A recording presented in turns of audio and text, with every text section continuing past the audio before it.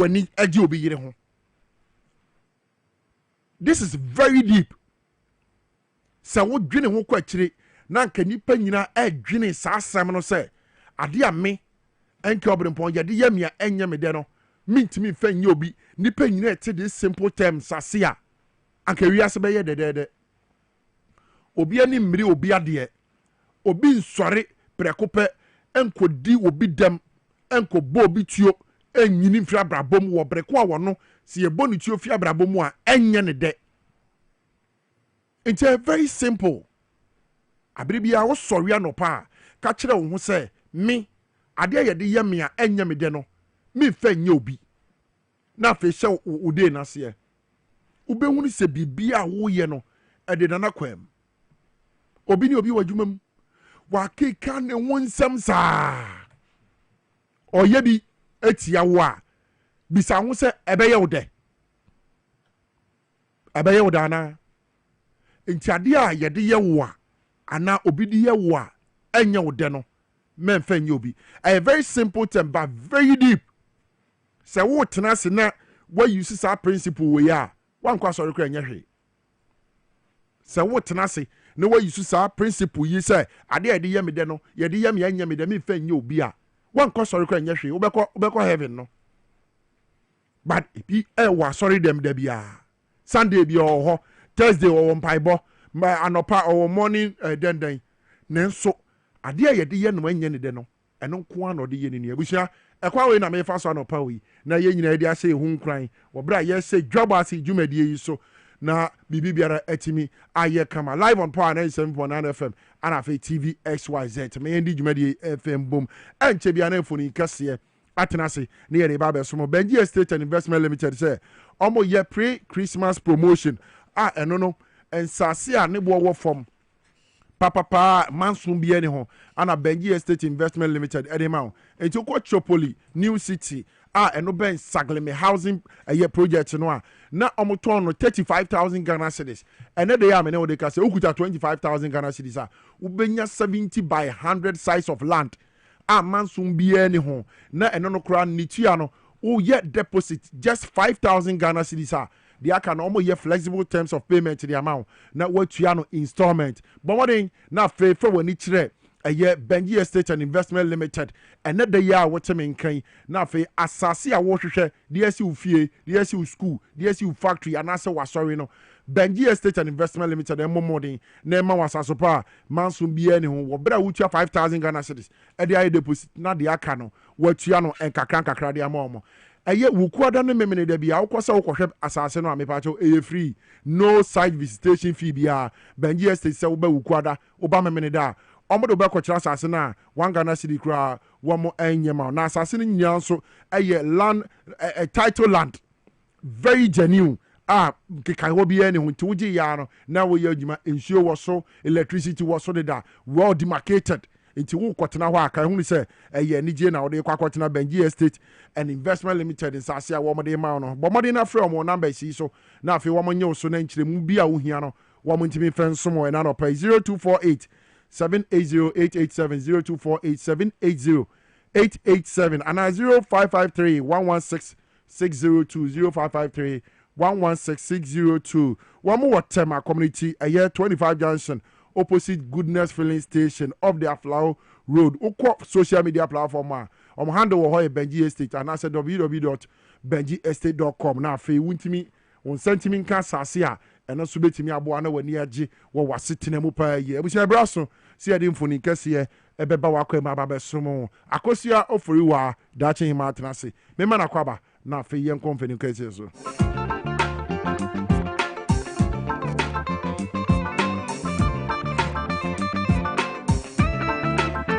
Dache hima akosio for you NK aha fe na me tell nka kuapem de shia papa bi ai incoming coming in the coming of the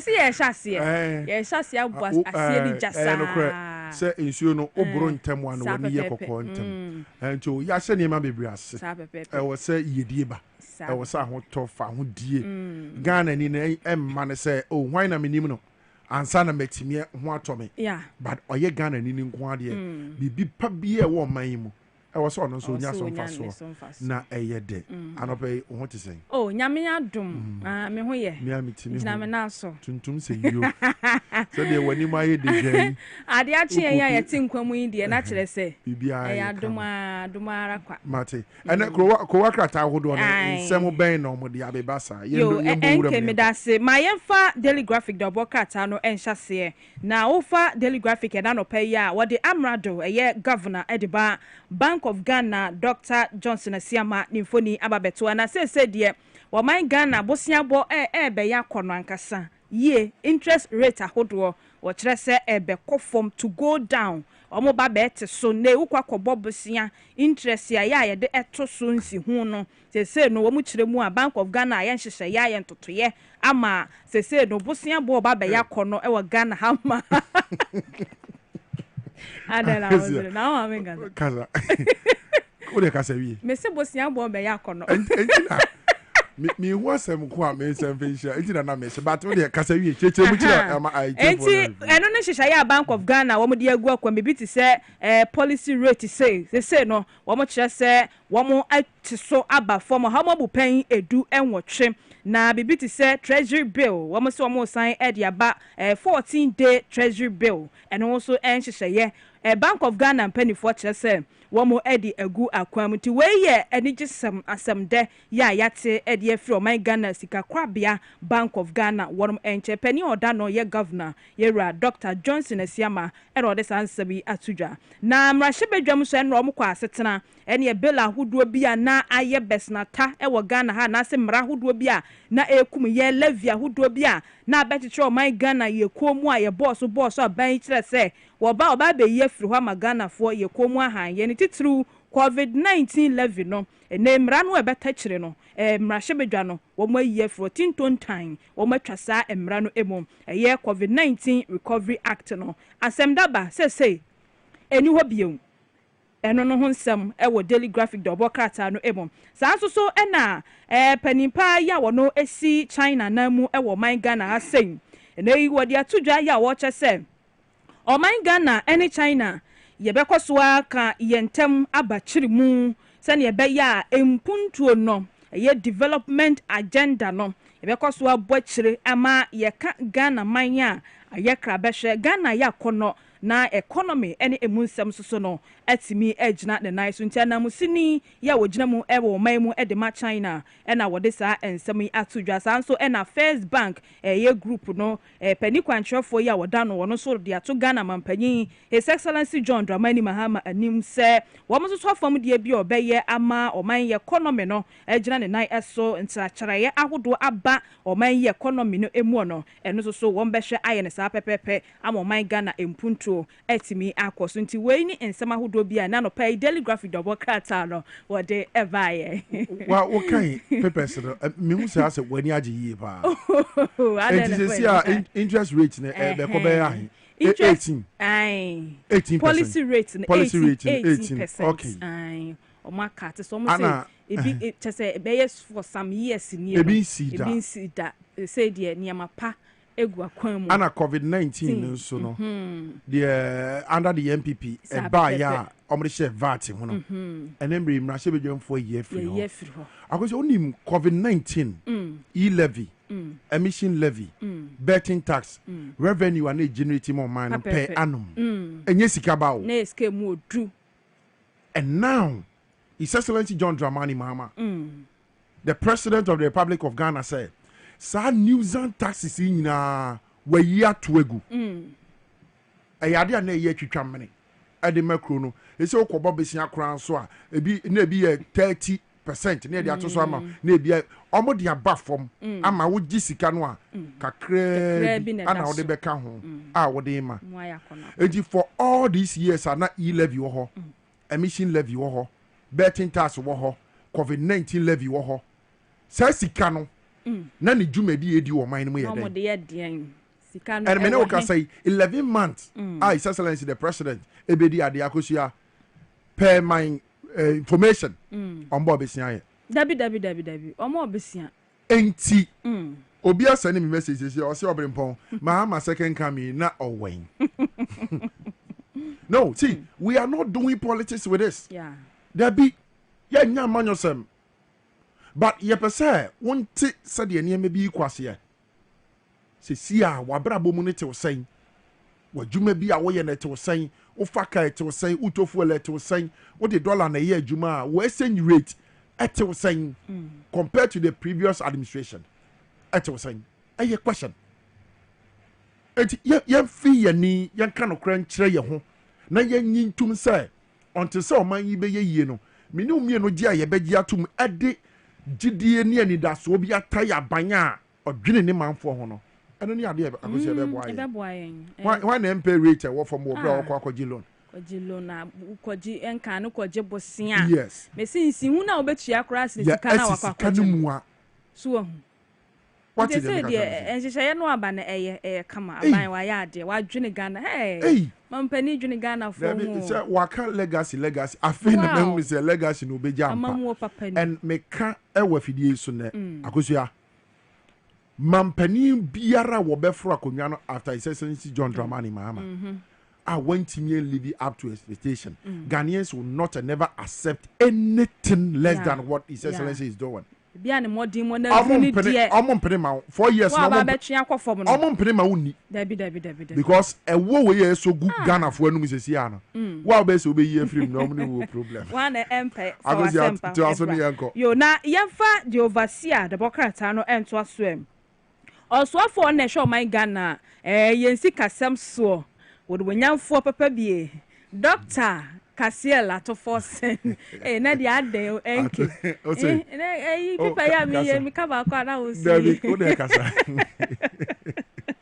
na mama nchana na no pay okay wo munyam for Dr. Kasiela to force wa boa mo man Ghana esi kasem ntutu ye gina ne na so papa minim se wa kabene se wo Ghana ha se Obrempong minim se Ghana ye sikasem emu ebe ya kono se minim se be gina ne na minim se ye wo empanifo bi o mo nimdie wo sikasem tutu ya o eno kra na me kan because emre bi atwam se ne na o man Ghana ye sikasem achia te se bi obamudan e wo Ghana ha se na e ha dwene se de ne amapa ejina ne na so nti ma me mo na ba so nipa ya ade a wo sa ye yie enti Dr. Kasiela to forcing me chia na no paisan e bo na ba so na watch say policy rate ya yate so aba ho mabu pen edu nwotwe no na ni age pa wo bo se kire say we ye hye pa hodo a wo de agu akwan mu wo say the lowest since March 2022 we na chese eye the lowest kra ye o man Ghana yensa aka e wo mai emote ho nsem de overseer double kata no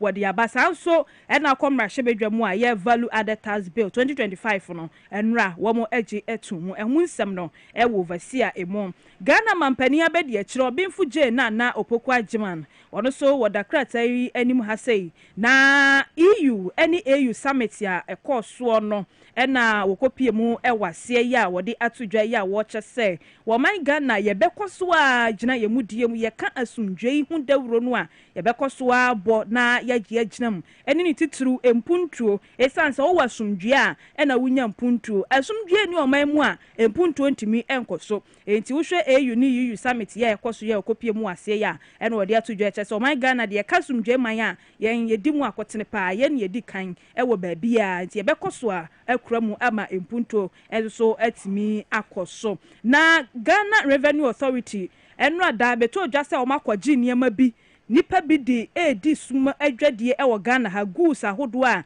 wukika bomu a ebe ye 3.6 million Ghana cedis ene en komo di fa kuntrase aba bedi hu dwa ena sese no GR mpanifo ensa atimi akosom se twetwe na wo hwe sa goods ye se eto anan ko mbetua e de ama Ghana no na do so pa 3.6 million Ghana cedis ene ye se anwa wom emu wom se ye ba bedi bronya enti ene ye kofa begum buy one get one free buy two get omotwi fa kuntrase sa ede GR fo atimi mmoka no mnim se eto ane ye de chiro man sem we me kan ya monti ase eto ne de o man yie ɛtoɔ ne yɛde pagya ɔman ɛma ɔman gyina so sɛ ɛyɛ na wantua toa ɔman ne bɔka saa pɛpɛpɛ ɔman ne nyɛ sika mfa nkyekyere ɔman no ana nyɛ saa Obrempong enti ɛtoɔ deɛ wɔ hɔ a ɛyɛ atuatoɔ emu odu yɛwɔ mu nketewa mu akɛseɛ ɛboa ma ɔman ɛyɛ yie enti yɛwura fɛnwoma ken wɔn so wɔda the overseer dɔbɔ krataa no emu ne nyinaa fa kpandai abatɔ mpɛsia so parliamentary city ɛho nkyi no wahyew ɛkɔ so a nafua bɛyɛ duasantam yɛhwɛ sɛ abatɔ no ɛbɛsan akɔ so bi ɛne ɔmo prise kutukutu ya ɔmo ɔkyerɛ mu sɛ wohwɛ agyaagyefoɔ koraa no a wɔmo ɛkɔtena asɛm no ɛso no a wɔkyerɛ sɛ judges no wɔmo ɛyɛ pay masters wɔkyerɛ mu a wɔmo ɛyɛ pay masters ya ne nyinaa ɛfa pandai abatɔ empesua afenyo ken na eka saa na krataa na wodim to de bi na okasa sɛ ya ɛyɛ na ɛyɛ me ya paa because ɔyɛ mranim ni onimra enti sɛ afenyo ken na okasa sɛ ɛde tia agyaagyefoɔ mpanimfoɔ a ɛyɛ na ɛyɛ me ya paa ɛyɛ me pɛ sɛ ɔmfa ne ho nhyɛ de shoes mu nyame yɛ adom na ebia wabɔ ne ho mmɔden wɔ mmara mu akodu baabi na yɛsi afenyo kɔyɛ judge na ɔtena asɛm bi so ka na ɛnura da yi sɛdeɛ ogyina press conference anim ɛyi so very harsh words ɛwɔ judge a wɔtena so bua sɛ pandai nsɛnsɛm yɛ aba yi monkɔto aba no foforɔ na afenyo maake ɛkɔ kasasa obi ɔyɛ mmaranim ni obi a ɔyɛ law maker ɔhyɛ mmara wɔ mmarahyɛ bedwam na otumi ka nsɛm wɔ yi de free n'anum a nokura ni sometimes ɛyɛ na nsɛm bebree na ɛba me tirim but ɛnɛ yɛbɛgye berɛ yɛbɛdi saa nsɛm ne ho nkɔmmɔ na afei yɛapa ne pɔmɛse berɛ enti yɛnkɔ next paper so yo na yɛde Ghanaian Times dɔbɔ krataa no ɛna ɛtoa so the most authoritative newspaper wofa ɛna nɔpɛ yi a wɔde wɔsɔfo yi ɔhyɛ ɔman Ghana yɛhoma sua soɔ wɔnomonyamfoɔ Haruna Idrisu ne mfoni aba bɛto ha sei na wɔkyerɛ sɛ yɛwɔ adesuafoɔ bi a yɛka sɛ ɔmo hia ɛtɔda sikasɛm mu ɛwɔ enwumasua mu no ɛyɛ ana akɔyɛ din ɛde ama ɔmo paa ɛnɛ no get found wɔmo ɛde sika yɛ sombo 65 million Ghana cedis aba ɛba bɛboa 9,000 special needs students ɛwɔ Ghana ha sei yɛde ɛba abɛsɔ wɔn mu asene eti ɛho nsɛm ɛwɔ ha sei sanso ɛna akɔ mmarahyɛ bedwam a COVID-19 levy ya yɛyɛ free hɔ no emu nsɛm ɛwɔ ha na ho sɛ asɛm bi kɔ so Wesley girls nsɛm no a ɛkɔ so no ɛha adwene paa de nkuo bi kyerɛ sɛ nka bɛyɛ a yɛnya national policy a ɛbɛbɔ saa religious rights yi ɛho ɛban yeah, constitution. I think then our education minister Haruna Idrisu address issue no Mmarahyɛ Badwam no. Okoti article I think 33(1) and 25(6) no can say any say school and now say bibiara no be si abofra bi aho kwan. Say my school wa ha ntino me practice me faith and I'm a religion. I think say our constitution but some benya bibia say be back no a ebetimi abɔ ho ban na agina fa kwa. I think say beboa because these issues eba na akoda wabrekwa yempe ne pomasi bre. So the honorable minister for education Haruna Idrisu omo ne ho modern. Not this time around. Sa ensem na wo ye school no mu na enti ase enhye da anim ebi ni mo dwene say so omo betimi de omu tumi aye bibia I think say omo hwe no mo address this issue no obi ankasa ntia obi asom Wesley Methodist girls de omo ye nie enti wo kɔ no gitum say de omo ye na wo say wo ye bi edna make us say one oye Muslim Muslim better than wako Christian sorry. No, someone wanted to see any school no Emeka ebia so you Muslim yeah Wesley girls yeah Methodist church which we are Christians enti already no omo outline it at us say wo first school no kwa dia ka hu say yeah wa ha no eno bia na when you go to Rome you do what the Romans do. Apart from that say mra bia ni wana hyehyɛ bia ni wa che sa dia abofra no be school amana kwan na ne faith no one practice enti so yeah Buddhist so yeah or ye Muslim, so ye wine, so ye wine. Man, quite no some practices said your practice over the until say one mayati as say young ya had apart from Christianity, ye maho quine, then also crown a constitution, no, ebedia to ma sana, say be a we Christian school, na say, Muslim and any other religion bahwa wo se wo mpene ebedi atum sana akosia dem ka no tia se ye di mra na enwene wo man no enti obi ntimi nsori mfa ne pe enye ne ma bi eno nti na make sempani for momodin na sabre ya asem ya ba beto wo bio no omompe ne pomasibire na achinyie bia ansa anyere ansori bio yes na ye chusu school no so aye hunu se u chusu school na wonim ehun hyehye ya eda ho no enti bia wonim se wo sum mi kwesa na be ya Wesley girls omo hyehye bi saa eda ho se uye Muslim a wo ba aye wo be ye Christian wa ha me nye sure so mo hyehye bi saa da wabontin na mo mu wura school no mu a wo mo eye Methodist school ni nti no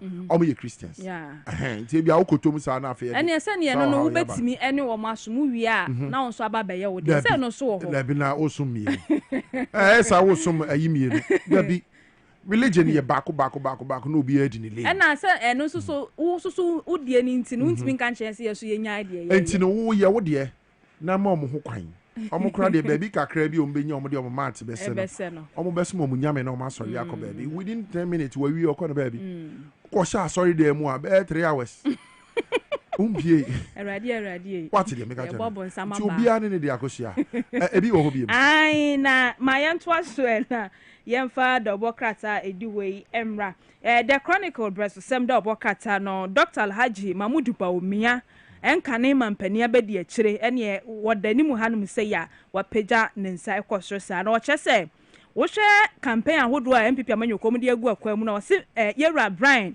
emfichire honum a ni fichire ho backyard honum a ene vote a Baumia enya ewo hono omato abandida enya sem kuma ne ese omunyanto ye na okoye kanse campaign no onko bi sa attack Kennedy wasi fear delegate campaign no okoye no enya sem kuma o chire mu a me wo fa Brian Champo Brian ye ikwawu abetifi na shebedwani ehwa na ba me asoma obi koye okoche 50 cities delegate be ye video se o ba ha o bre 50 cities ba me ya nto abane ma eti da bi o na asi ade asi Brian and the backyard okay Baumia egi vote ho edane duru so a edane duru so a bibia abedo sanso na delegate ma atu ahene ne asi ahene for my MPP amanyoko mo chese Dr. ya ose adutwum so ye ka vote no a wo betimi atwe bi e de amanyoko nipa ne titiro mu kire mu a okwasante mantamu a se omo de ne ba pa so o pre akonya ne man MPP amanyoko no mu kire mu a ono no asante mantem obetimi atwe votes e de ama NPP MPP NPP amanyoko no na sa story minim say what da say your friend Rabi Shalima abuse o se hwan na criminal case bi ebombo no ho ne ade enso CID penifo ye mu hwehwemu no mo chese sa case bi ana wo mo edit to no so fa criminal case no enye no kro mo chese wo ye former new force spokesperson enkani new force why ai minim say ai even say kwame even say bebi akon cheda no ye spokesperson ne kasamafo enkane ne kasamafo no mo say criminal case bi for man CID abeka se bi CID se nya no kre criminal investigations department o ma yom hwehwemu o mo say nya no ye fancy no okay akosia anope me das yo me das so wo de wa ho ofe kama yi ebo modern be sum Ghana for Dwaboase anope yi so that's it pa okay ebusia high power 97.9 FM live on TVSYZ, live on Facebook at Power 979 FM and TVSYZ. Uko YouTube XYZ broadcasting. Dwaboase jumedi anopensi abudwa data ya shasi ya somo and some ahodo etwego man Ghana mu enche bia na agoprama so ho nsem so eba betena se na in the world of sports the ekoso man Ghana amanone afana nyina baby a ye bo yedi yesi akan no yetimi de ho nsem so aba beso baby a wajebre na ohwe yen ana se wute anopai ewo Dwaboase jumedi so midi e de N.K Obrempong the grassroots president and then me ti jumedi so amedi ho chiame e de maum na MTN se men ka se ne ye yawada so aye edasron konkra ewo nanum nyina if se ne de a me ne wo de ka sei se wo se wo be ye bandela ewo MTN se wo use app no ana se wo dial code no eye 1*138# na wo de aye wo bandela mebacho ubenya 25% bonus on your first bundle and ne ya obeye enti se wonye bundle dia na no pa we abomodin na fa phone no wo MTN app na bomode na to bundle ni fi ho 25% bonus beda ho uyisu code nso a obenya na mum app no boa pa nti no download the app no na fa ye na fe bibia ntimi ye kama ma wo ye na unya wo ye 100 megabyte a itimi to so 25% of 100 megabyte na fe ho atimi ato MTN say enso hwa ye say why ye will be a one MTN for edin kita ho ahodo no wo mo pese abere bia wo nso wo ma wani nye if you say won so oni omo di adwuma so a eye omo dem enti sabre de say wo kọ ekọ cinema the various cinemas oh my Ghana ha ebi ti say silver bed cinema say wo versus small enkra ha ya na okoto ticket ana say wo de na Garden City eye Kumasi wo bra ko Golden eye cinema eno so wo Kumasi no a wo di momo eto ticket a wo mo ma extra movie ticket wo mo de chew free say wo ye Ghana ni na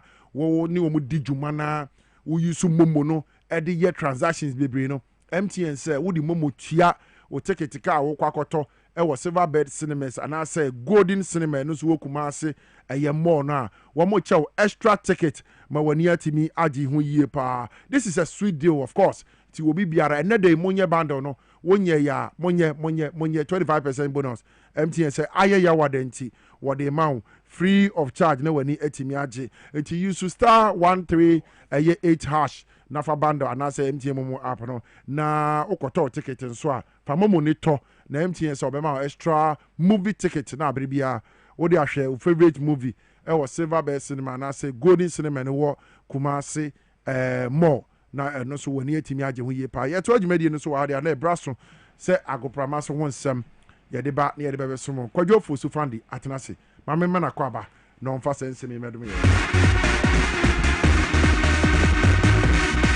Power FM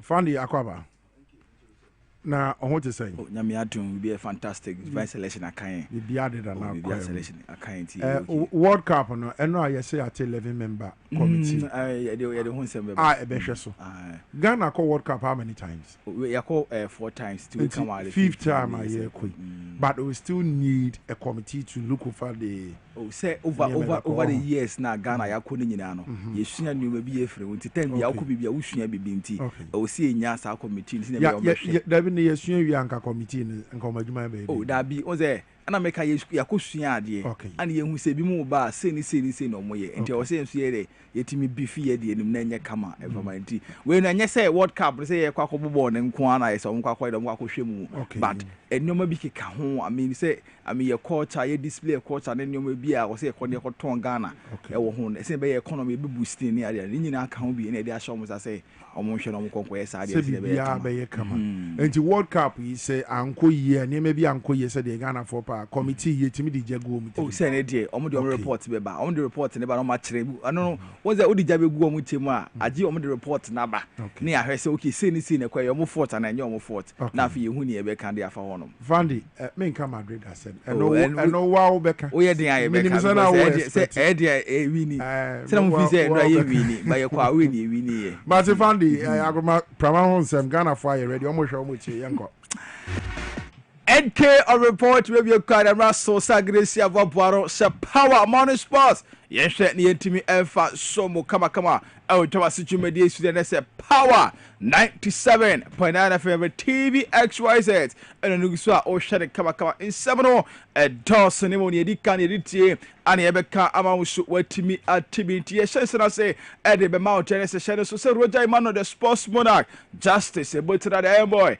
and afewa one din e de maple alu batek e bo machidom se producers na me amatena say e na no pay me 7 e so me din I'm sorry the prince himself F to the A NTY Fanti. I mean, says I say, not been from our damage share, Eddie free one penny, I swear, yeah, Alessandra Okopiemu Dianes, honorable, the chief of staff, honorable Julius, Deborah, and Data Ochinemu, Elman Penny, and Nemune Sandra, Otimi et Park Committee B, and so Eddie, at the chair, and in a committee, I am 11 membership committee, ane apa mo so mo mbra no mehwe Ghana the Black Stars of Ghana World Cup yetimi a qualify yakwa next year 2026 ewo Canada Mexico and afa USA no omo nhwe no mo mbra no metoto nneoma ye sine be ya ye preparation ye nyina ye be ko and afa yekoduru ho no na ye be ko so boy ye be bore ne ye be nyina no omo mehwe no mototo ne be ya ye wie World Cup na wasa so aba na omo the report aba be mampani say ene team ekọ ne mo no chese Ghana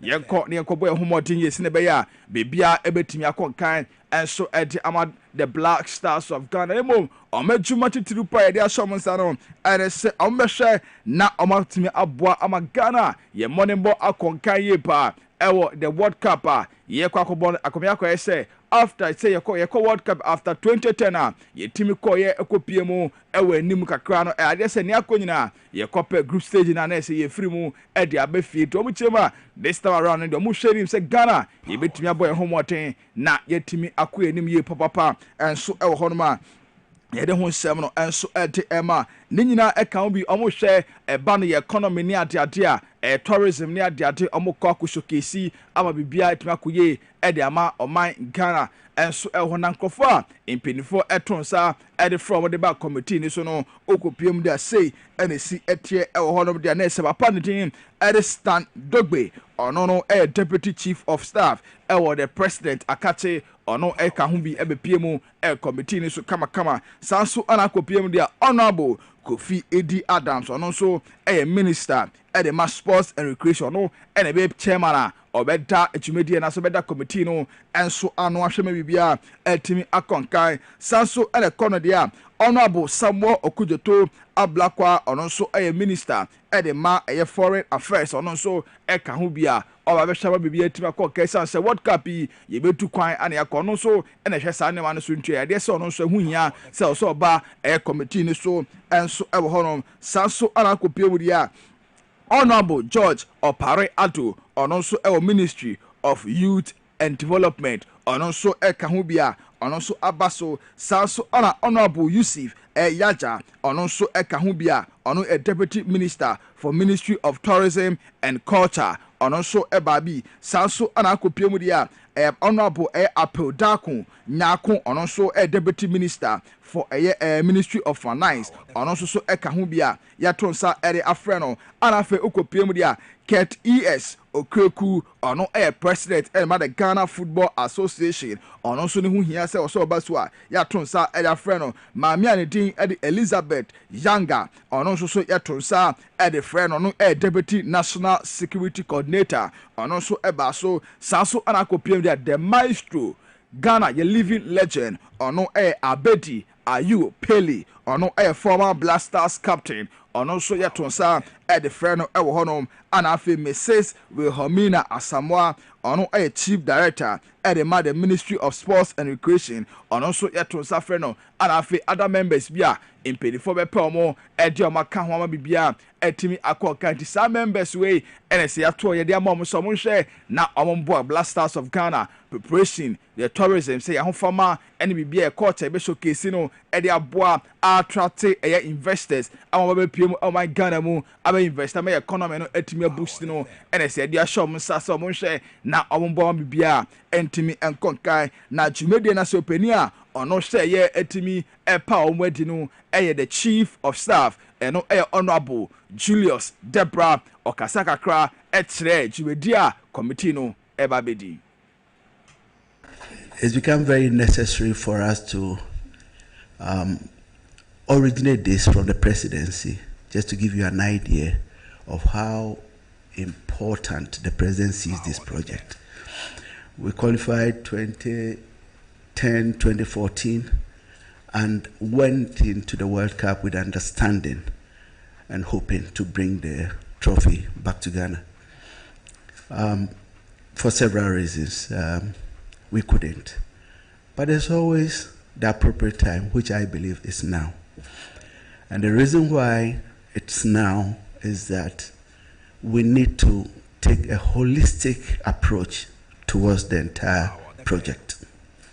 And so unlike in previous times where all our focus is on just going in to play soccer and come back with a trophy, we need to shift it a bit more or less the part of the objective of this ministerial committee is to plan as to the advantages Ghana as a country can take for the fact that we have an opportunity to display to the whole world that Ghana we've arrived. Because it's not just the playing of the football, but the entire globe is going to focus on what is happening from June next year. For example, we expect you to, as part of your workings, we expect you to lend the technical support to the team and the management team as to how best they can deliver and deliver their maximum best. Entiano and Semwa the Chief of Staff Honorable Julius Debra and two guys said they were chemo into media air committee no and so ebabete and so honma. You don't say be at the amount engineer so not yen free on Coco Piemo Ewan from the near call Eco Piemo Ewa and Drata na Tuesday no and I say Coco with the TV XYZ X Sports Show so as a Roger Emmanuel Etna say etim echimpen for no mutin komo epa ye good ewun sesemo na dan no atade pambia papa otimi ebepiem ema ye ni edin komo no former sports minister no Malam Yaya ono ene wetin betina show no so edin komo kama papa no ene se bisa no kwese piem bisa no ene se waye former minister da and former sports minister da na obesisi ado Kofi Adams eba ye no obe assess ne se no James osisi ane de too early so betimi assess na reset no ebia oni wo se bia Tracy sports mu a ohwe nim se bia betimi akoye na nea hospital bia be ko ewie no na se nea ono asusu se be koye no na ne nyina enso etimi akoye. Well, in the sports sector, the resetting have just started. Okay. So for now, I wouldn't say I'm okay.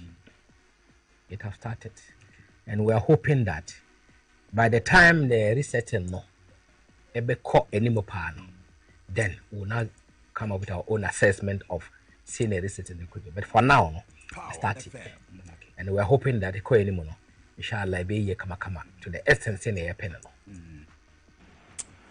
And no, somebody to the sports minister Akache and so Honoviano, and so ebisa and Sawakoya former sports minister area Blasters who sent seminal and also a Huhian ye pa and ebisa his Blasters etimi a qualifier we World Cup 2026. Na sisi aniaba and say before the Blasters ebekono here extraordinary players via on betting our kan na omabomate Blasters your performance no etimi akuye no and ebisa so no so Sembe and Okano Chelsea Blasters ye here extraordinary player be an emom near tennis players no more players the dow our bomb musiama kind of nemo coach no near Ben so babe manage players no and it's a coach managing ye near boa coach no managing mu ya is a Blasters perform ye World Cup. Well, the American community of Adam they say why you no get a committee to work for you? Get another somebody to police them for you. This is what you are doing. One more year near whether one more year the right thing now that's 1 year. Otherwise, it will be another day wonder. It is good in the right direction of such a committee. Yes, I inaugurated them. But he should find a way so check and balances or be neutral to check them and give report. Because because they are part of the committee, you don't get the truth. But who be neutral to say Roger, I mean to police them and not the and I say you man already show son ye and that's all ye. But what you mean? Yes. That's all advice on this I want to give to my brother Kofi Adams. Okay. Let's say we tema okaya efa the sports minister committee wetimi ateno and so advice no bona baso se committee wate se omon hwe na omon boama bibia entimi enkonkan enfama the Black Stars of Ghana World Cup no na fe so futu a ode man so hwe da committee na wate no on sampe obifufu kra the committee enim no na omon hwe na omon boama bibia entimi enkonkan enso enfa emom na ne krakramu no eno kasa ye efa the supporters was a team Eddie Amoko World Cup no the sports minister Kofi Adams Eddie Betruja catch say nya de say World Cup we abeko no the ministry ni ewo sika bia na say ministry no betam supporters bi Eddie from my Ghana mu Eddie akonemom o kira nya de say ebeko no say nemo letter na opede a o metimi Eddie ama na metimi Eddie akwa no Eddie say Malam Isa Eddie atuja eche sade ne de enya de so nyom eya atwe isan say football de ye ba o say hia supporters hu hia e wo honom e de say na be ya wa kire mo kom be fa so a omfa nye se na be yo menya sika na omo de afa supporters e da kopie mu e wo World Cup na say. For me, when you do a lot of advert, a lot of marketing, you bring ankora say forgive me. Hey, forgive me. It depends on what Abraham Mama gets in return. Put hear me. It can sponsor all our supporters to go. Okay. True or false? Ghana ha. And I hear Abraham Mama ye wo. Despite me, nipa bebre. It depends on ne ombeje in return. Ombeje in return. I bet my life they can sponsor without nonsense to the government. That's part of the marketing strategy. Sit with them and tell them the situation. Abraham for yanko for bra. Even though Abraham is part of us, but for yanko for when him say they can support Abba the international. We want them to sponsor our supporters. Abba Nisika. But in return, this is what we are likely to get, or this is what we may come to you. Do you understand that? Yeah. I think we'll even get 10 times the supporters we need to go for the tournament. That is my take on that. Okay. What do you say? But to say the supporters shouldn't go, for me, is no. Supporters must go. But if government have no money, should be. So let's go take it this way. We are struggling to stabilize the TV. Of course, I've been stable, but we're struggling even to get maybe there's a single digit and to see how the economy will run for you and I to benefit. And Tiano and someone on Tuesday, honorable, Malam Yaya, Etime PMO XYZ, or Team Edward to die, DB, and so at the Assume Yenfuronom, not Yanko PMO or the Ghana Premier League, the only league that matters. No, I say a standing game back, Etimi Ekosone, Basakaoli Stars, Omni Kumasia Sandoko, and the team at the end of 90 minutes, no, Basaka Holy Stars, Echekotoko, Ebome Kabienua, Kotoko, Etimu Bakope, and so Honored 7 at a mountain free so, not Yanko Pimo El Athletics, and so Akatidia Nanwata, and I say Okupimo dia Athletics School. Ometo Ghana Athletics Association apani din at the bar for senior ono and so down kama president auto noma ama bia etim ekoye ne tene say sia okopiema ade say wetimi anograti 7 membership bia membership committee a omo so abehwe ema athlete na say emriketuo no enso akoye kama enso e o man Ghana mu eno alesa pawe abetudwa no chechememra tama no obobobo members ne din no chese weni we mu ene so mba beka ho ahwe atoto bibia ma tibia etima konkan no papa no ede tudwa na nyina ene se o chemu se committee na de omba beye ene se omba beseke for sponsorship na omaboa ama se ne beya athletics school no omo so betime nya musika omo ko competition bia omo betime enso akọ emro body no say na bobo no integrate Ghana Athletics Sponsorship and Budget Committee. And I'm sure next year be a year esumpa say ya Antoine more and prepare next year your home battery.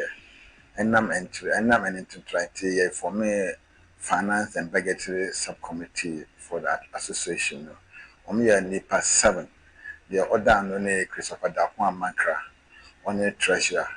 Now the Omukahone Vice President Agbokiche, Vice President Suleiman Yabua, and the Dr. Kantan Kasafo.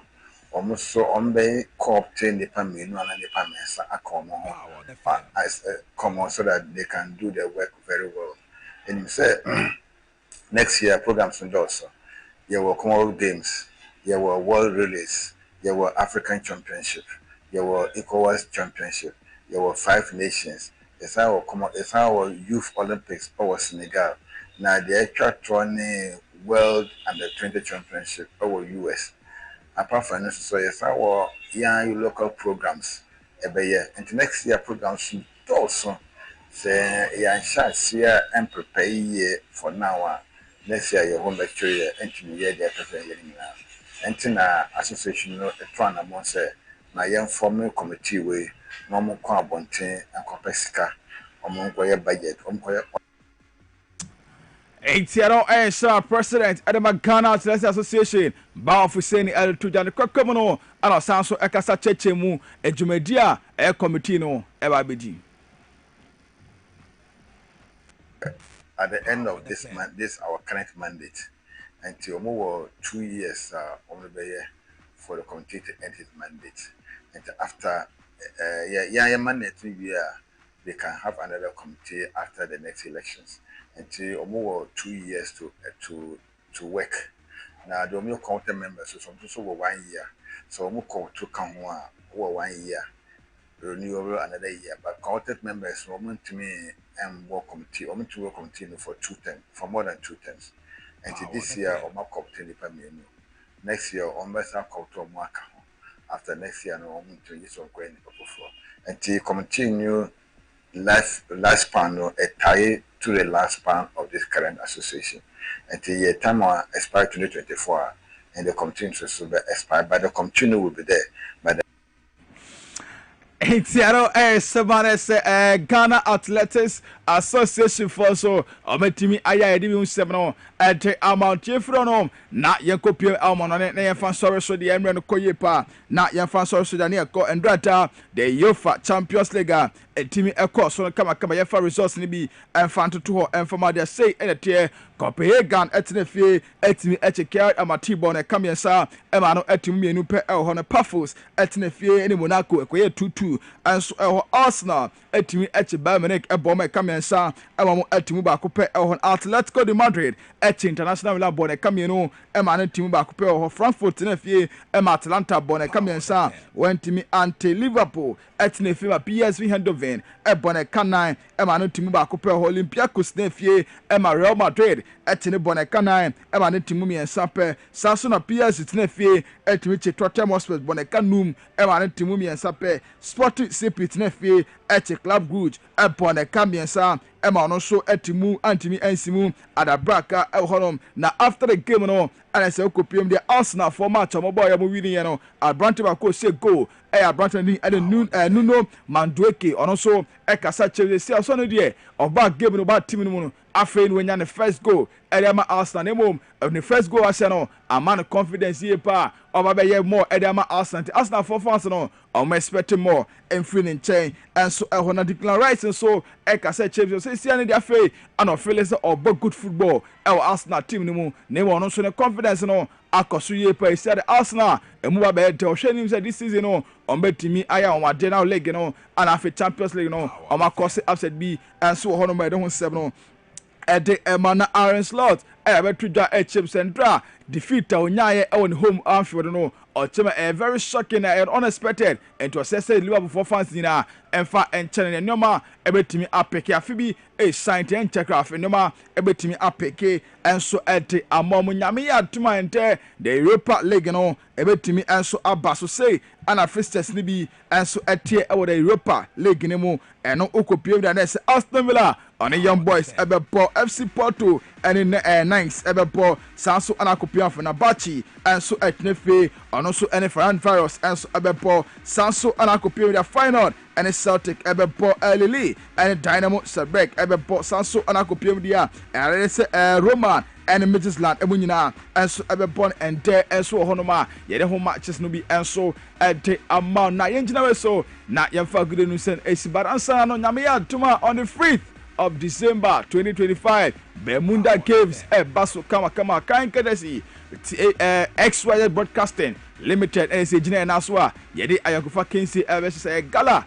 and say ebebo say 4 teams and ebo and ukopiemu a na say Medimosis Piwak X Natural Mineral Water and afi yes yankasa odene ho XYZ Broadcasting ye ginemu and say ebebo kama kati on the 5th year obia MPM and so El Magdan La Town Park na some for support no embraye na yentimi anti game no NC ya na se tienjina so na yafa gode musem no NC e wa high dem shane so say Roger Emmanuel the sports monarch justice e wotra da boy ala fa one din e Maple Aluba deck ebo mechidom se producers na me ametina se no pay me den 7 Ebromedin I'm so in the praise himself F to the A and to Y fanti baransa me kono I'm fan check say enko for me akasa me twin brother Nana Zhao ono a prison officer was and none of was on and the wife almost shame tene chakesi enko enfa emom ye twa ho aba ye apejo aseju medie no traso e de amount.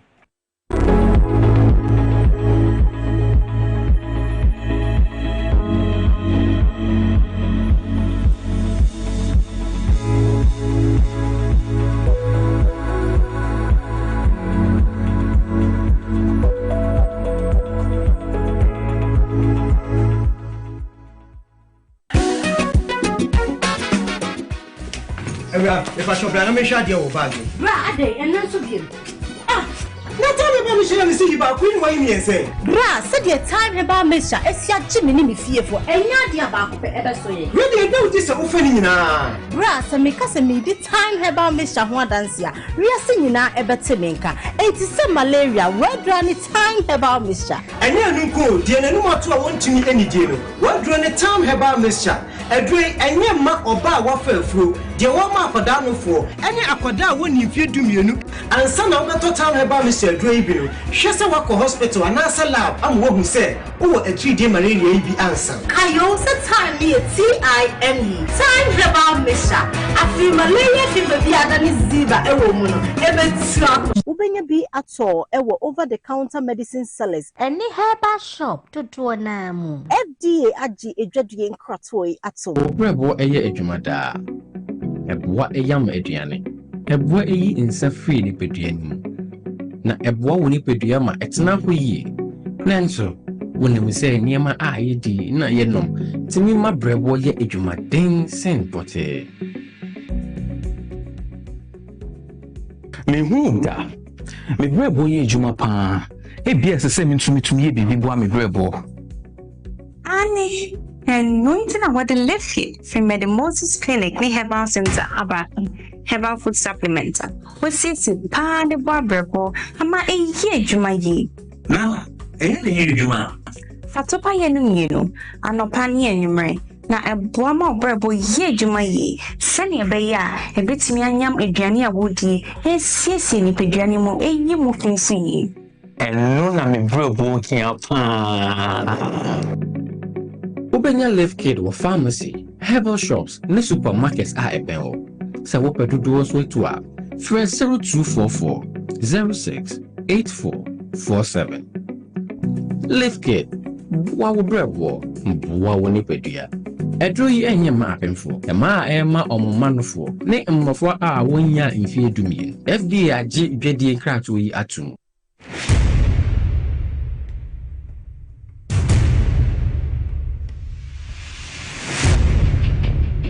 The average human body mass should have at least 60% water for optimal performance in any physical or mental exercise. We can help you maintain it naturally.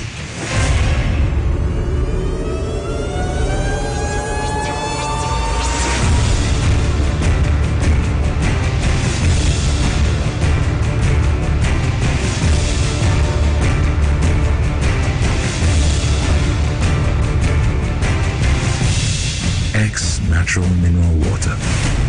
Simply natural. For bulk purchase, call 0596 273 546 or 0596 273 547. This advert is FDA approved.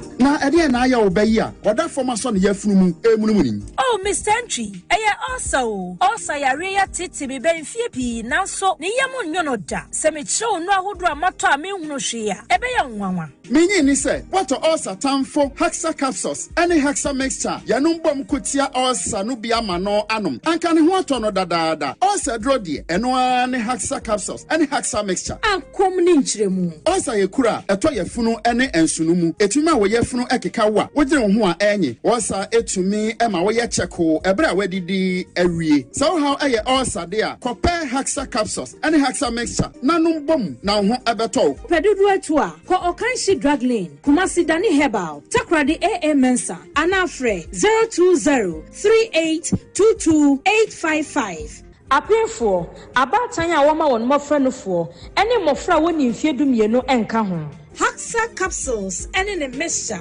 Asa tamfo edie age edwadie nkratoyi atom. Adofunu ye chencho bibia emo bibia kwaba sonkokra. Abusia yare bai na hawo. Yare ba na ya kwankra wo je chinchina wunya anuye. And get to bray no me come for Lion Age Clinic Ghana and Famau. Ahankwa na abepima. Ye dey bibidro esaw yare ema wunya sunsun subani bia. Abusia say yare fo ebepiem our Lion Age Clinic Ghana. Dr. Biodo amubrasi ni ahofama sonkokra and ehwe yare fo no ema ne hotono. Abusia say uba bepiem wa haseya. Yes Nami yare bi to say syphilis, gonorrhea, candidiasis, diaripa do na nim see a friend of white no. Ye ya pabeni ewom ewa ha say. Abusia oya bema, ukwasi nani mu a wuntimi mu aduma emye na omo okiafo na. Lion Age Clinic Sebra, no fe bibidro ema wona wona so se bema mapa. Se wo so yo ba, anasa warefo, wo pe ba wo nyebi.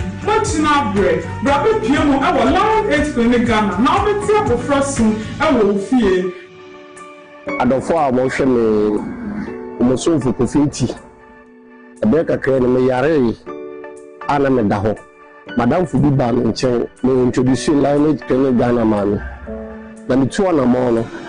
Me koye ne mo hwe me omo mo madru. Ene me ho akomo. Ti wa wo hwe me a me da so asa. Me can full Lion Age Clinic Ghana ma so you tu na mo bra. Na bunya wa yare sa. Assalamu alaikum. Na zo nan ga asibiti ne. Amma ciwon da na zo da shi na ga an treati na samu sauki. Yasa duk wanda zai zo musulmi duka ya yi kokari ya zo nan wannan asibitin ga zai samu sauki da saukin kuma kuɗi ba wani caji. Insha Allah da samu sauki. Hello everyone, my name is Dr. Maxwell Aziz Mensah. I'm the founder and senior doctor of Lion Age Clinic Ghana. Our mission is to provide you with exceptional herbal medicine treatment and holistic healthcare to all our patients. With our team of dedicated staff and innovative treatment, we are here to support you to becoming a healthier you. Thank you for trusting Lion Age Clinic Ghana. Lion Age Clinic Ghana, your #1 healthcare expert.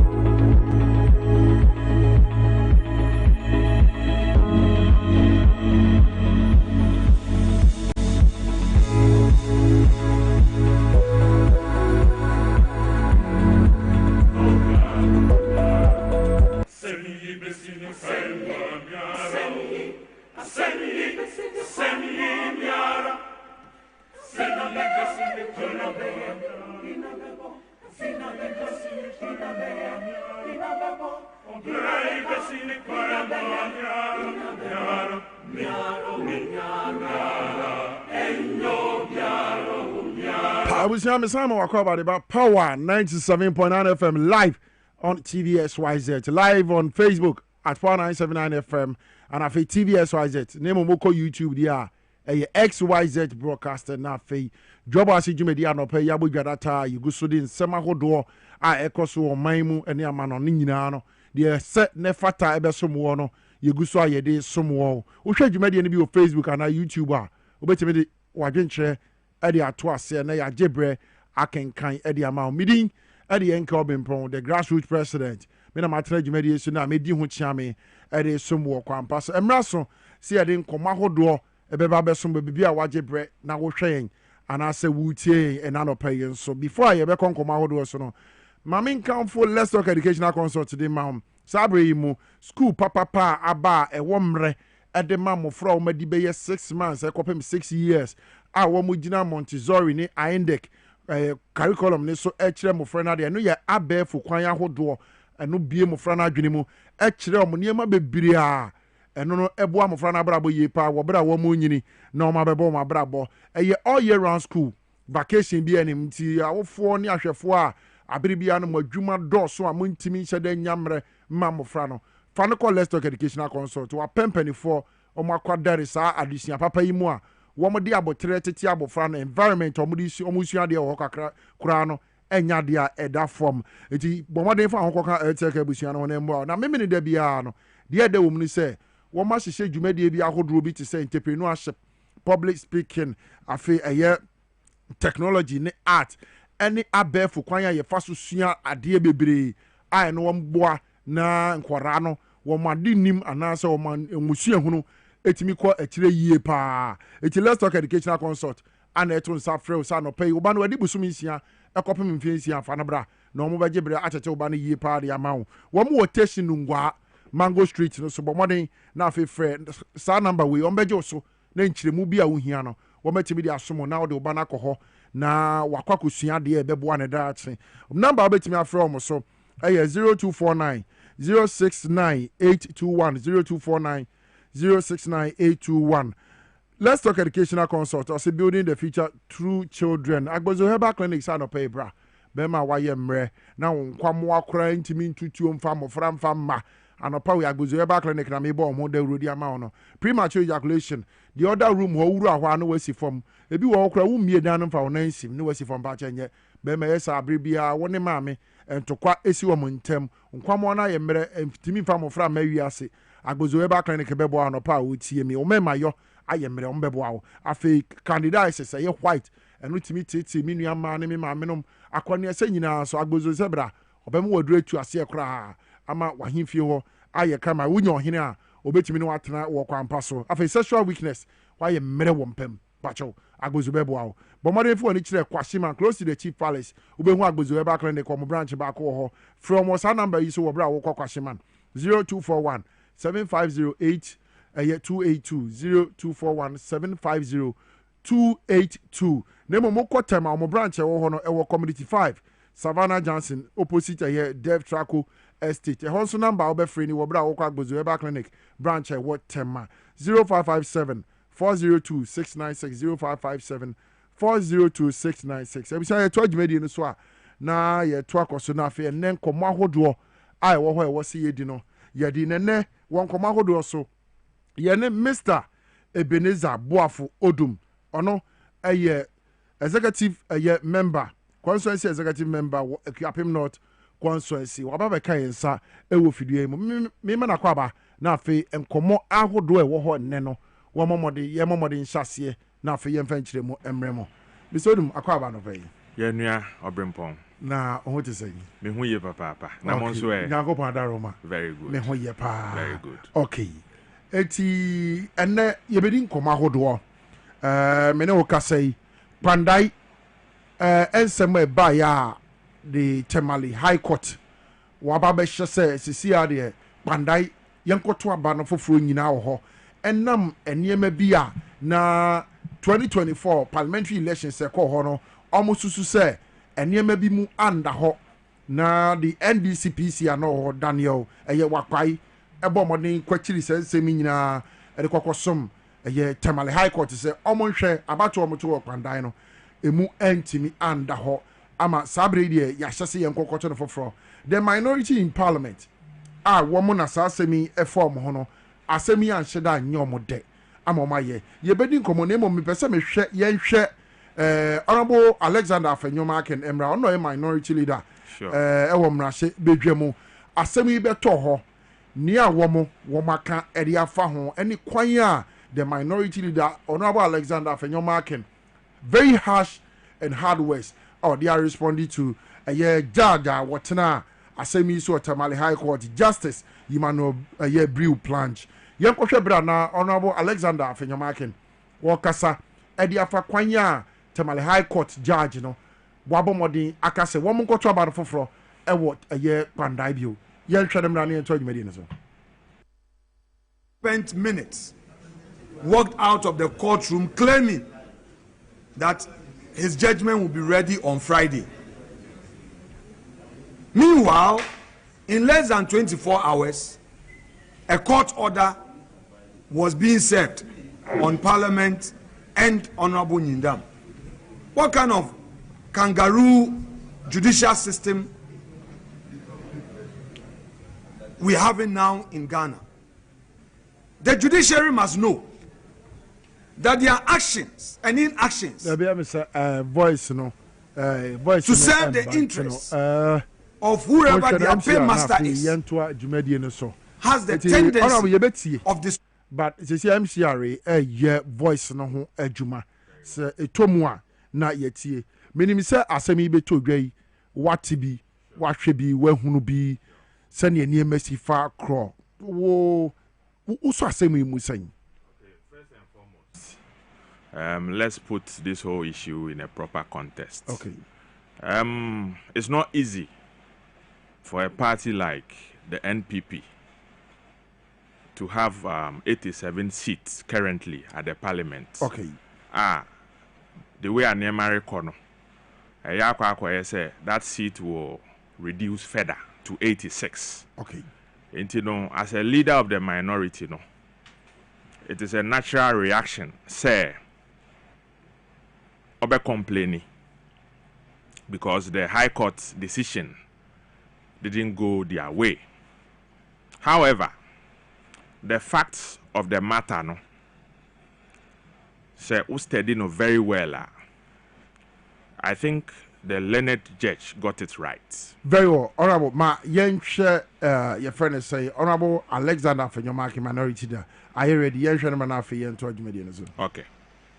Judge who spent minutes walked out of the courtroom claiming that his judgment will be ready on Friday. Meanwhile, in less than 24 hours, a court order was being served on Parliament and Honorable Nyindam. What kind of kangaroo judicial system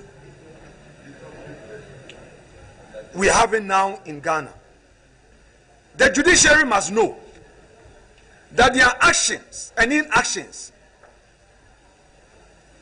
to serve the interests of whoever their paymaster is has the tendency of destroying our peaceful republic. We will not mince words. They can conspire to call us one by one for a so-called contempt of court. We are criticizing their shameful conduct. We are not afraid.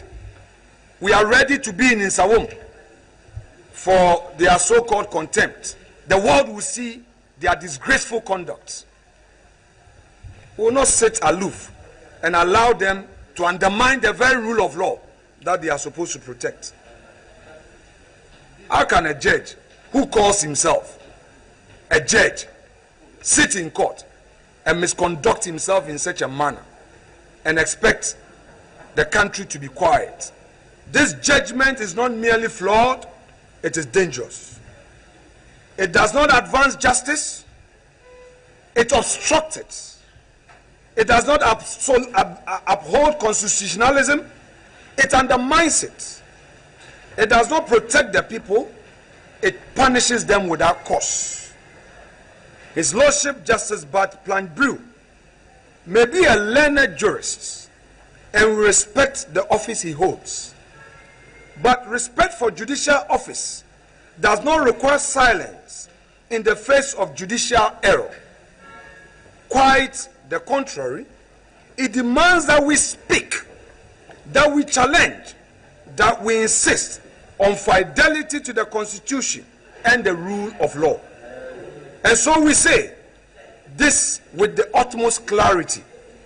As long as the minority caucus stands, this judicial misadventure will not pass quietly into legitimacy. We will challenge it through every lawful avenue available. We will expose its flaws with rigorous legal argument and we will defeat it. Not through force. I repeat, not through force, because we have none. Not through intimidation, because we have none. But by law, by constitution, and by truth, we will appeal to the conscience of judges who would want to uphold their judicial oath and be guided by their... Honorable Alexander Afenyo Markin, the minority leader, Ewo Eyemrasibejum, Anna what is another judge. I will know at the Ababetum from the Tamale High Court. See and Koto Abano for or addressing the Sana.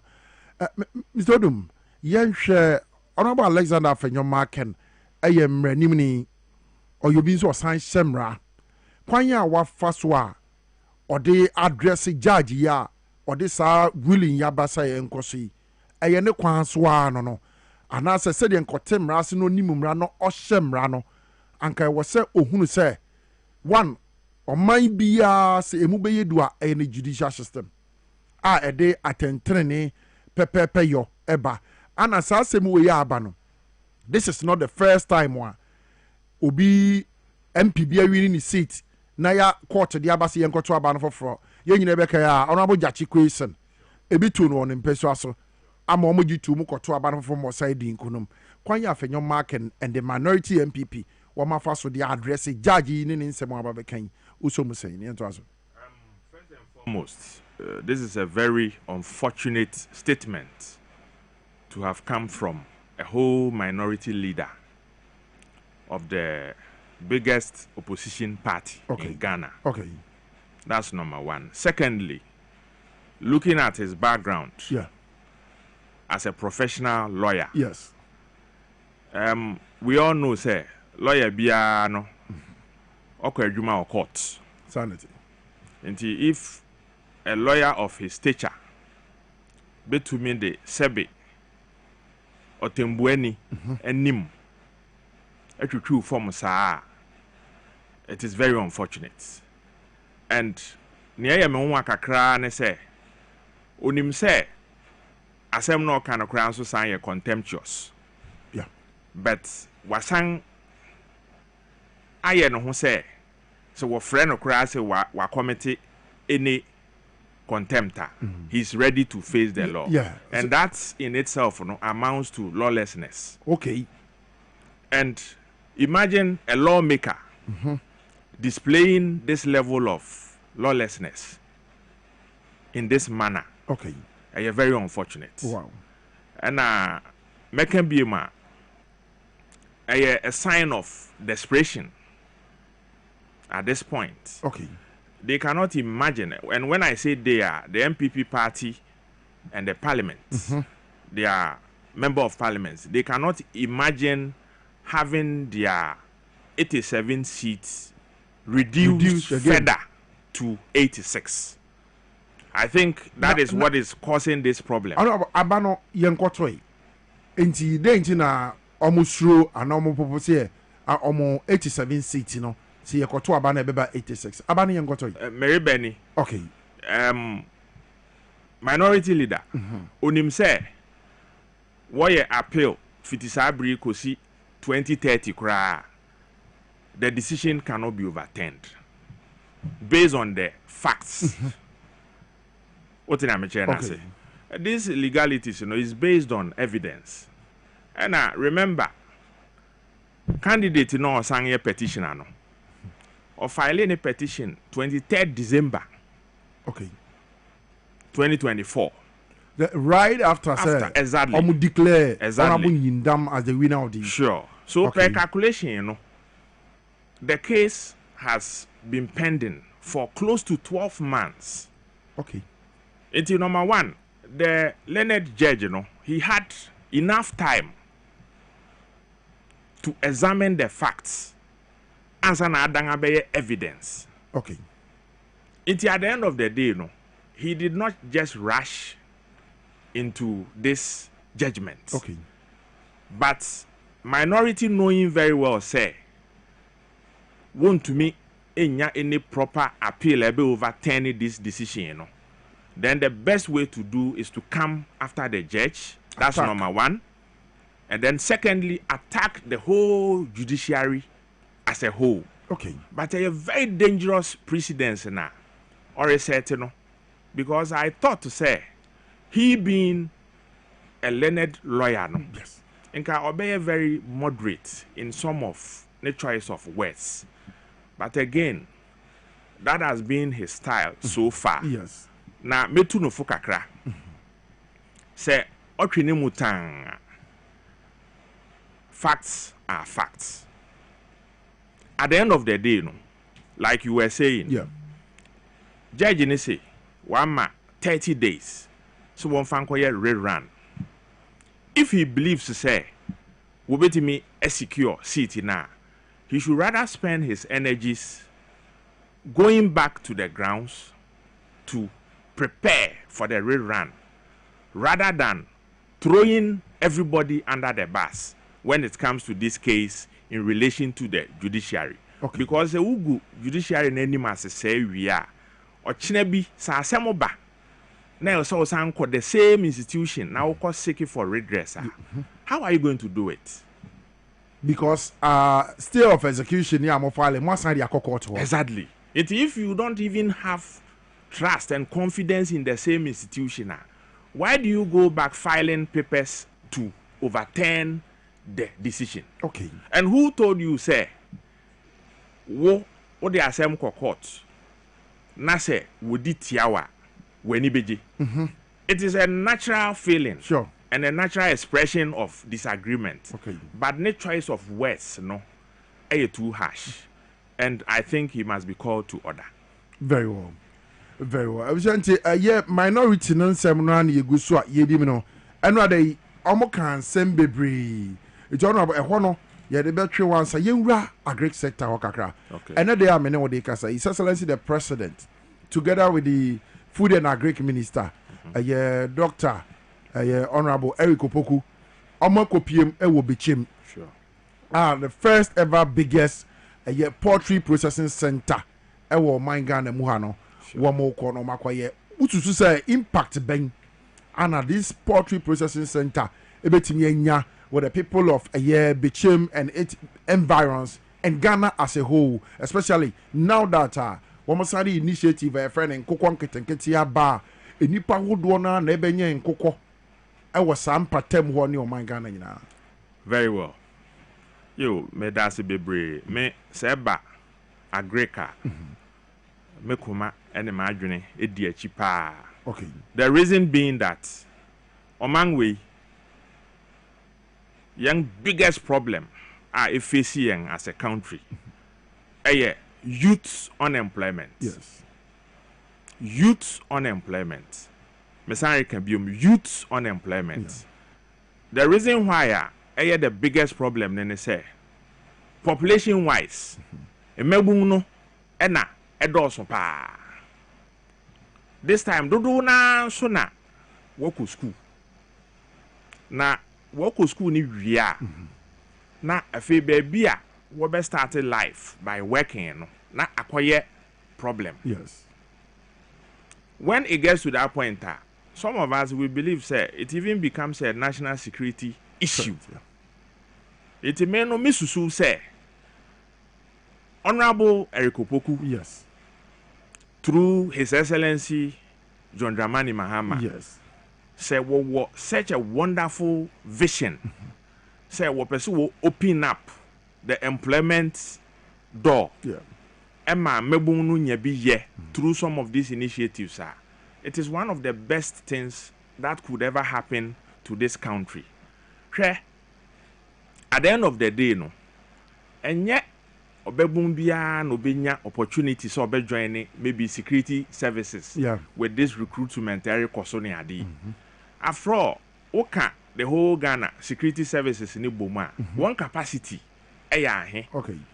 Year to year intake no nipa dodo ahe na wo betima afa what do you know to nchenga when we come to things like food yes essential commodity onipa bia wo sore you can't do away with it and we cannot continuously have political independence when we don't have food self-sufficiency. Okay.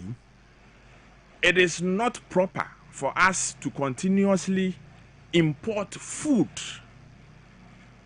after over 6 decades of our independence. And Utimemi Susu say this initiative of making sure say you be produce more food through the agri sector. Now you making sure say you be add value. Okay. Na abua ama asang indirectly create a lot of employment, you know. It is one of the best things, I was here pushy you make sure say you better touch base with all other sectors within the agric community, no? When it comes to cash crop, food crop, poultry, whatever, livestock, bibia, you making sure say you better also mechanize, no? Because we realize that most of our practitioners within the agric sector, no, yes, were subsistence farmers. Okay. Subsistence farmers one here for. Were nipa what do based on the size of the family they have. Okay. Inti what do na say niemano ye ready. They use about 80 to 90% of the produce to feed the family. Now the small surplus no na what the market. What you say? Ebeton. What they are not to nchen most of the farm input and the implement they use, you know, labor. Okay. Nti Emma naturally we can't youth or work Ghana hanne. So onko into the agri sector. First thing I ordinary where adult and then in sema ebe barry. Okay. What you say? Yes. But I believe we say in 2025 we have moved far away from agric. What comes to mind the ABR say crocodile market or the ko efum no de akobunua and then yakeka ho. We should make sure say we will uplift all such people into the commercial level. Very well, and that is very true because the 2026 budget that the finance minister Dr. Kasiel ato force and educator Ghana abang no ede over 4,400 farm machineries. Sure. Neba diababe boa akuafo sure. Na afei nia wo beye ne ada enyuma wo beye wo akuam no. Sure. Etimi akoye nti se nye na so ni se okwa akoye farms ana bibia e wo se wo de dade kodo de because there are machines ebetimi aboa na sa enyuma nyina otimi aye. Sure. Yeah. Sure. For instance, may I hold a view say there will come a time any agric minister of this republic must be the best friend of the finance minister. Okay. And agric budget should be treated like a national security budget. The reason being that the only way that we can move from this import dependency into light industrialization and also connected into the 24-hour economy policy now. Okay. And they say there will be enough investment into the agricultural sector. Okay. And that investment can only be achieved when the finance ministry has a lot of interest in what goes in the agricultural sector. But I think the finance ministry should have interest or every sector. And I say it should solely just have the interest for agriculture. And I say no need the let me clarify that. Okay. Most often than not, no? Yes. Other ministries, no? Yes. They finance their budget and it ends up being spent. What you say? Okay. But the agri sector, no, so we invest it prudently. It gets to a time you get whatever money you put in back into the system. Okay. You get what I'm saying? Okay. For instance, how much do we spend on importing rice year to year into Ghana? Yes. How much do we spend in importing poultry products? Yeah, frozen chicken. The last time our president President friend Akoko Wewu. There's Obroni. How much? The last other president could see over $300 million per annum. Exactly. It's analysis it comes back to the same point to say. CD now we're changing into dollars, and now there are all those volumes of importation. You will spend less in investing into agric domestically. Okay. That's number one. Secondly, you end up creating jobs out of sa investment na why you war agric num. Okay. So that you take a lot of these students off the street. That's it. You my friends who start this worry adwuma, they will pay taxes to the government. Wow. Now akwa bibi this a golden triangle. What in amateur wanna say? It made a, frankly speaking, first and foremost, I'm happy say Nyankopon ama President friend Mahama adwene na watimi appointed Honorable Erikopoku. The reason being that the man knows exactly what he is doing. Okay. It is say ni aka so benya the support of the other people to make sure say we get to the final destination. Because most of the time, you may appoint someone to occupy a portfolio, but you end up realizing that it takes a longer time. Ansana sebi nipa no krati edwuma na oreye nase. But this man in particular, right from ne vetting up to an area wobeka ati sword wo bechemu no. Enye me na sebi NK meka achire. Unless maybe you don't want to see. Okay. He's really working. Okay. So what he needs now is the support, so that at the end of the day, no, bibia ordinance abeka no, ehun faso de no, ebeba ama ye nyina ye ho ayeden ahenhan yen. Enkokon ketenketi a NDC aban di abayi. As an executive constituency executive member, ewe Kuapem North constituency. Ebi aba Kuapem North. Emedu ye. Okay. But last week, yes, ye home meeting. Me no ka say me mabubo me pursue. Yes, frankly speaking. And you see, trust me. At the end of the day, no, what do you lose by trying something? Okay. Which is positive. At the end of the day, no, bro nyai, senka akoko na ready. Yes. Obechire wade na wa yusu na se sika na nka ode bekwa akotobi no. It becomes a savings for you. Okay. What about to be before from? Yes. What they are also to Nchenga, it opens up other opportunities for Obi and Nanka Sebi na adwene kura ni so say poultry kura Sebi ho yeden e won faso.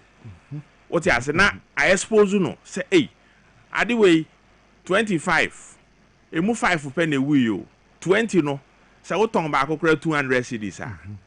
That is 4,000. Okay. But say when two sana mo na, how would you have realized that money? Also, let me touch on this.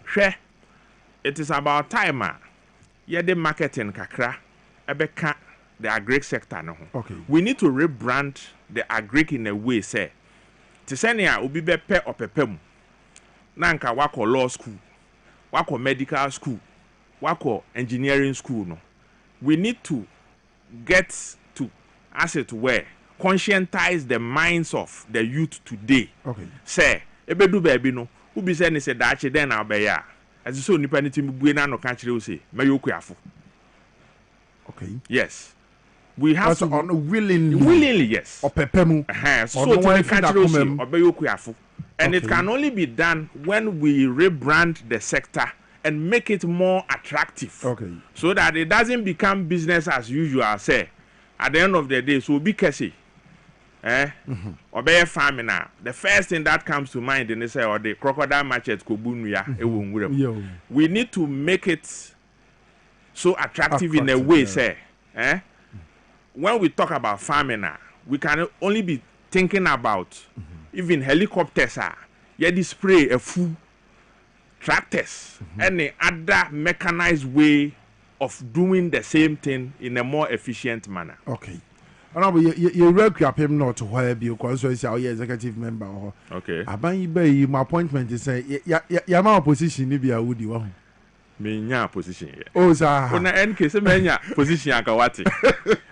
But notwithstanding. You go so area adwuma. Okay. Okay. Ayi say open football kakra anka me liking me situation to football. Okay. At every point in time 11 players and a walk park as well worry ball. Yes. Me find say me bench. What you ask me a substitute.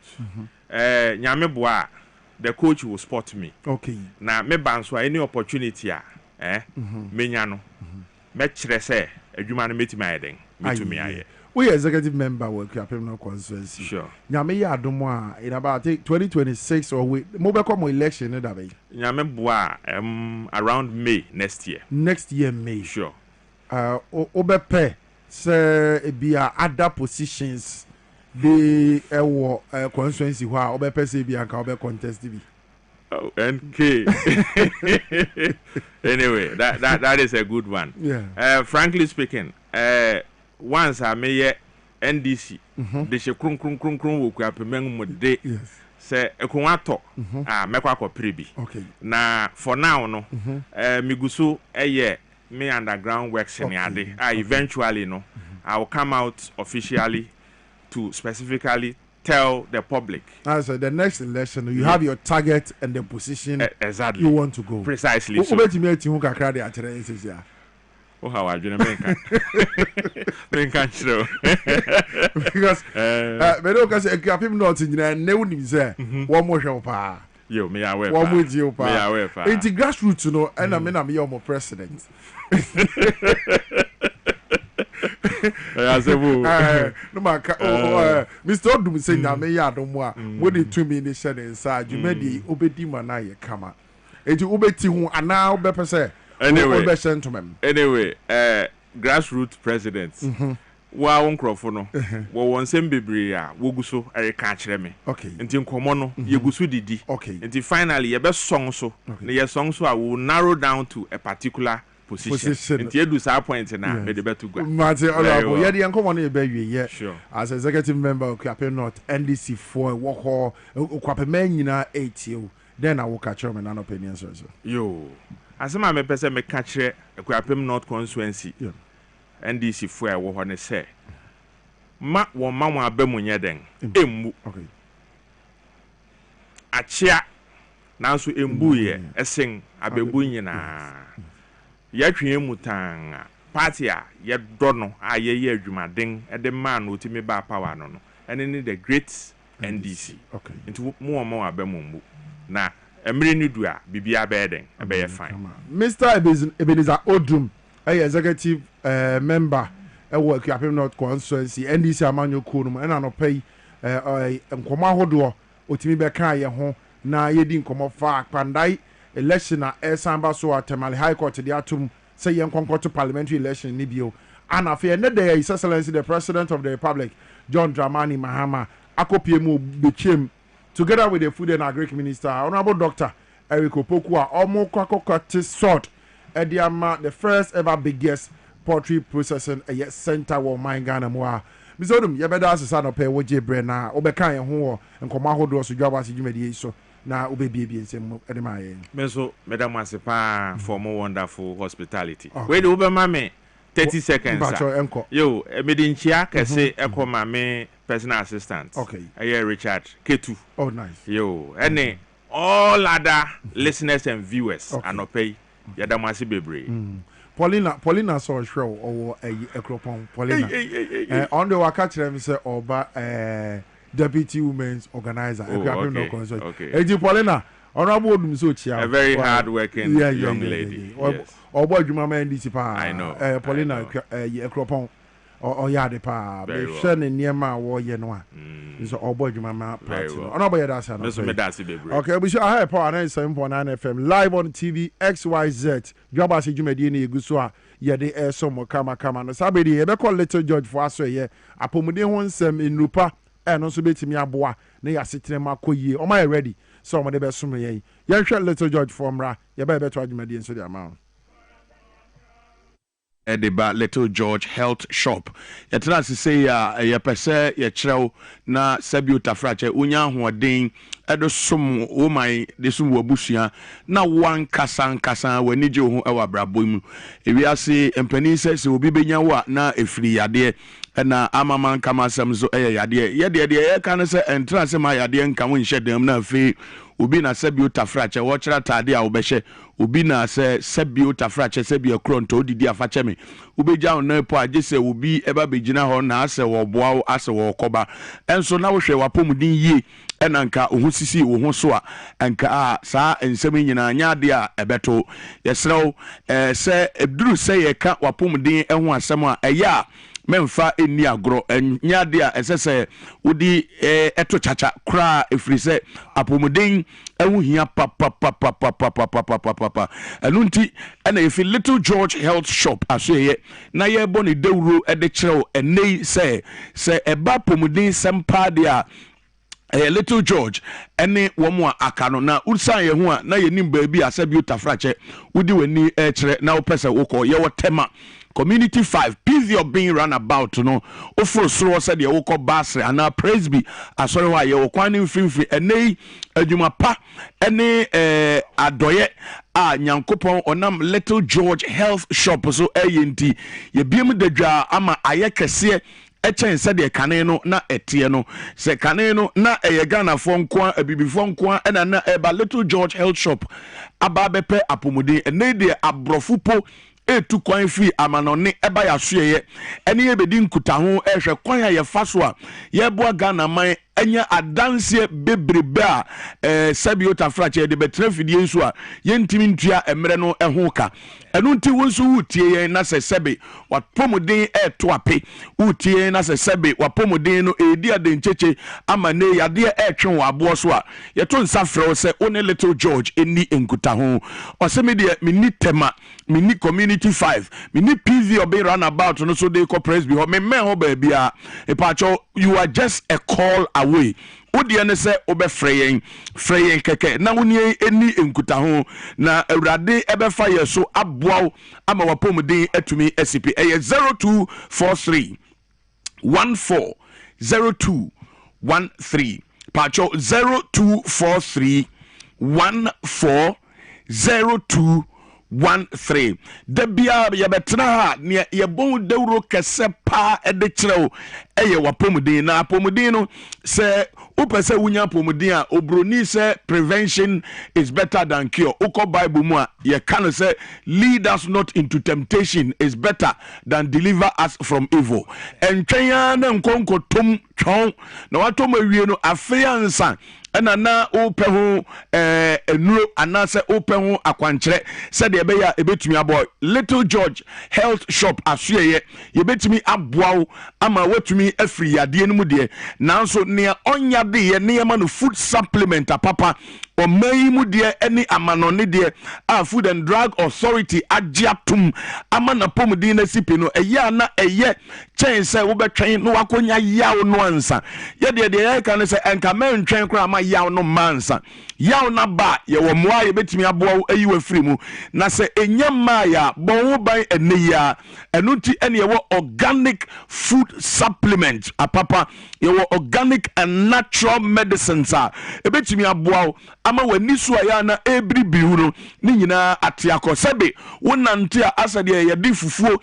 atetare wonam wonte wonan no wotena ase a na wonase ahoho na abasoro mesrawo pharmaceutical companies a ewo woman mu nyina Little George Health Shop ena womani ekire yen pe ena ye health shop a ye wa kukuduro si abonten boye health shop no dewro ekire nkrofo pacho ti yen no enye duro ba ku bi enho asem na ye ka dabi se obi pharmaceutical company ewo mayimu se obi se o supply eye food supplement papa eye original Food and Drug Authority agiatum na se onim Little George asuye ya ene eminim ba bi ko a odini no akwakogu efri se yen pe ene wo wom a yatete wom a wom tie nipa ewo phone so wom tie nipa call nipa din komo bra wom aba ya so ye kasa one on one ne ye hunu se wodi wei eka wei ede ma asumasi a sabiota frache humia eduru anadwo a omi tuetue na nakoma ebo pari se ponko a watu races no etu saade ni nyina se pacho frɛ keke na ne ni nkomo Little George eya na miti epai me eya na menya hwe nsuso na mabre me nante kakra bi a na makoma ebo pam Little George eduru anadwo a sebe ya na beba mani so amama kama ni aguso me chen obatan asabiota frache wawo foforo na ne ba esu anadwo frɛ 0243 140213 0243 140213 ipachoti ewiasi se obi betu fo pa enye nea wakan book na wanya nimde enye nea sebe obi aka amanate na ne wafa ne wo fam mu bi pen no eye na se otu hofo a ya na ohun nim de pa enu ti bible kra se enso bi ama moso ye gise de nipa de na wonyankopon do mo de mu fam anu yi mu firi mu a wonam moso atu afofra eba mu no nsosofo na wayi wo mu atom no afiri mu Little George Health Shop eba bedue wo man mu ebra yade eka papa yi eto ho na enam enupa paso eyi ni firi mu enti ne ya ka no owo experience enu ti na obo wura ha enya po ene ye bo ho da bia meka obewura pharmacy bi sebe wura ha ye se aduro no ne open bi ni ho na emo ni nua bi na wo ho aduro ba ko pe bi na ko se nka wo pe obo no na ye se aduro no ye de igusu sa na fe aduro na wo ko pa sa ya de no ayekoto bekuma ebinum nso akwakwagigi nro bi anom a sebe otafrache enei no e di problem kese pa na abre wo mo enu ti ne ye kire se entu anamo bi na obi enuro bi a wo se wanom da na agye no enkogi bi enum ne abroni efre no self medication no na yema mu de saade no abode pa agintre kugintre ha uti pai wa na ntemage wura ne dem ho se o jikwasi tando yi nanom jikode yi nanom na no kwasi yes ano we na me de ma no enso obia ne system enu ti ne se oni yenkasa yanyi usika mame there is no consultation fee yanka se betue sika bia ansan ye no akasa frɛ yen keke na ne wo famu no woni yankasa e basa sese ye ma ye nupa ne bi organic and natural medicines no e basa sese ye ma obi ba bia wo bia kwan ye be fa so a ye di nuro ne be brew de wo de ja ema Little George Health Shop wo de ne sese ye ya me ne wo kasa yi yade edi wunya woni yankasa sisi a 0243 140213 pacho free entwen obi wa wo bo number na no atwato o mefre enu anu no na ni wie free no ho no watu ahyeda meye na maye empani se eni manya nye enenam obroni eka no say procrastination is a thief of time enu ti free say say amene wo ka say Little George ebia homanim adokota 40 wo mutie o na pharmacist ahodo a ya fa o adwuma mu na o munimo de asua de enim ne awu kom no na de ban ene ne ye de ka ebema ho ato Little George Health Shop ena ewo 0243 140213 pacho 0243 140213 Little George says oh yeah bema na wutie me na sabi utafrache utimu se wadojo da wie aka akra bi no adubna danim eruti edura na adwa na bedmatics ho nsem no aye ena oyire de ne nsa ka wa afei ana obetoto ho nwum se wukọ adwuma no wabre nso wukọ adwuma wankoye hwe sabi utafrache yenuanu mo wo moods any timber market atwin egu omkon ho eso ne wo mo esua force bill ewo katamanto mokola ene ne importem no kra no edura na adwa sela omudi mensem eba ne sen na wode sabi otafrache wode no ayebo ache bidi ene yankasa keke 0243 140213 ebinum tie yen ebi awode mo wade ye mfie bebre nie pacho woni yankasa keke 0243 140213 Emma sabi otafrache asewa adane ntokwa na mejime ba na ade na woni maaye na hwan no tuanamo na ne kasa yesre se usi uye pharmaceutical company a woji hudi na Food and Drug Authority ajiwedro na tum udi food supplement papa bi eba wo man mu efia brochire anaso wo man mu a ema pomodin a Little George say ye bia yakwan de ama woni ye nkasa ye beji food supplement no organic and natural medicine no yebeje epacho uni enisa woso na yento hunro no emfama health shop a enei yebo wudero na nipa nyina ba ho na omo banso omanimu nwase na sabiota frache omudi adanse Little George Health Shop 0243 140213 0243 140213 me mame e kan sem bi kire me be de ma no si no mame kan kire o se onyankopon ho ye fe no dance amfere na sa dance amfere no na o ka me ntiase na mbisa se na no ase kire sei no se ase kire sei onyankopon ho yi se wudi ne ho adanse a o ma won fere fi se de wo be ka fa ne ho no obeye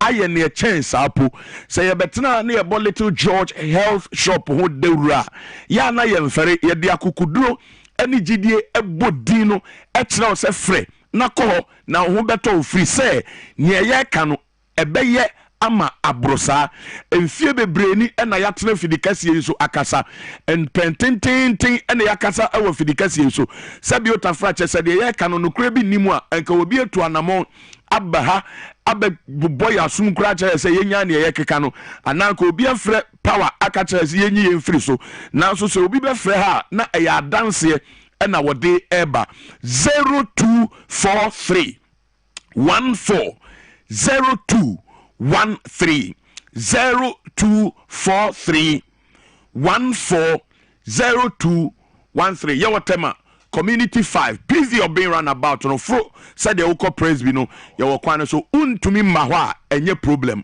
wo car o transportation o lorry fare ɛyɛ 0243 140213 ɛnɛ yɛ bie mu ato sɛ yɛpɛ sɛ yɛboa na wo maame a wode na hyɛ dam no ompie no mmra bɔnten wofo hyɛ dam ompie mmra bɔnten sɛ bi otafra kyɛ mo kɔmpɔmɔ atum sɛ wukunu mɛma yɔ no atɔ nsuom okay ana wo hunu wɔn a nsɛm ahodoɔ a ebetimi aboa yɛ apɔmuden nnuro ɔmo wɔ a no betimi aboa wo wode wo mu afa na afei frɛ wɔm na ɔmo nnuro ɔmo wɔ no nnuro pa ɛnɛmire mu yareɛ ahodoɔ te Little George na wɔn dwane na ɔmo ho nyina ɛwɔ so Little George bɔmɔden anani ɔmo ni nkɔmɔ na ɔmo mboa wo bra o yareɛ bi ayɛ krankran na bɛtena wabraba so aha yɛ power 97.9 FM live on TV XYZ Dwaboase dwumadie ana yegu so anɔpɛ yɛabɔ dwadata na yɛde so mo nkɔmɔ ahodoɔ ana yegu so a yɛbrɔbrɔ so no na mmom mame nkyɛ osika sesi a ansa na nsɛm aka no yɛde asom XYZ family ɛde mega cash lucky box de aba de amount we simple box bi a bɛbie no yɛ sika no wadi tie na ho atimi atɔ yɛba bɛdi Christmas ya yɛhia sika de ayɛ nneɛma yi apart from Christmas yɛwɔ nneɛma bebree a yɛhia sika de ayɛ bɔmɔden na fa ho ka mega cash lucky box a XYZ de aba no ho na atimi di sika fa go botom ɛyɛ simple fa phone sesi a me bɔ na wo yɛ na afei obo nso wo bɛdi sika no bi sesi a ɛyɛ star 426 star 5 hash star 426 star 5 hash star 426 star 5 hash unya bɔpɛ all networks unya bɔpɛ obo nso dem boxes ne bɛba na afei what you see the ope bia ubiem na otrie ya what is capocho now the go butum and they am and they can say na the ahum kan wo mu kra ne say wo to game yi ana utwa game yi be 5 times in a week or more me ba cho akonya da homa ubetimi edi 10,000 Ghana cedis ubetimi win branded t-shirt and as caps ubetimi win amazing giveaways every week biano XYZ mega cash lucky box no etimi de ba wakwem na on setimi kabi na Monday bia 2 p.m. wabra exports air cost no bomodi ana ya hwe bi se wo de ho ka ho kwa de ahwe bi evi se ye wo ultimate winners and lucky winners I no se edru sada no a ye bebu wo mudin wo TV ne so na afi wa hunu sampa wo de ho ka ho no afi de wa win the big and as ultimate prize that so ni afre wo se bra na beji se sika we na fa koye ni a opese wo de ye bia fa ho ka XYZ mega cash lucky box no ho na di sika ene achedi ahodo pi fagu botom wobra yewura eye Christmas season yemui bomode na shene so se NLA Caritas platform na jatum se eye mega cash lucky box XYZ dia ba no emema osika emfengu botom na emom woni fie du wotwe a mepa cha wonka ho enhyehye kakra so ebata sa adwumadi ho XYZ mega cash lucky box another product from Spark House Promotions under the Super Cash games fa ho ka ho na di sika fa go botom bibi a na me kan for hola sevia heba clinic e di amount but more than tumrika ene ya because ya the one who do be to say swollen legs,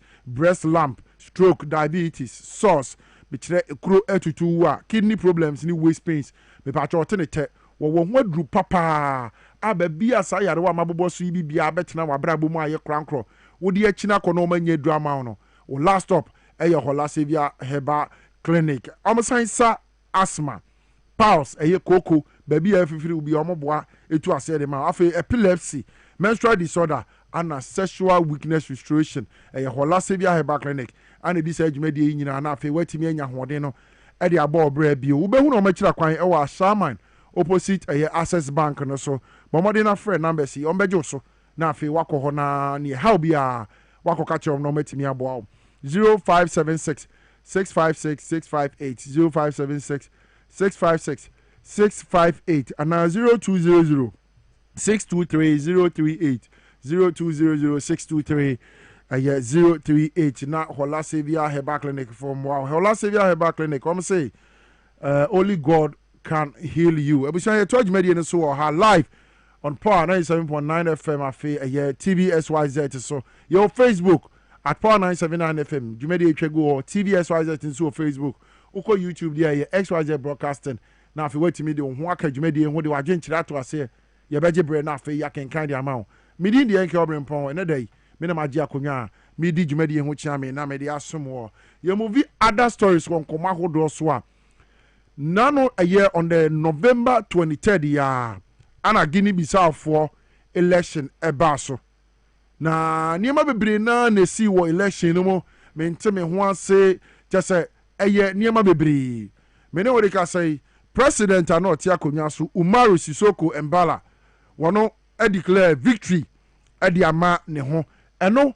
anye timamufo ne de wo mani antimi anso ama mene wo de kasa ya senior military officials wo Guinea Bissau wamo achi eye president eye Umaru Sisoko Embala wamo achi no ana wamo de na ahye ho declare say there be ni way a we victory no we declare no enya de omo ne na adwene esai yentie omo mra kakra na afei ye mehye komodie na ase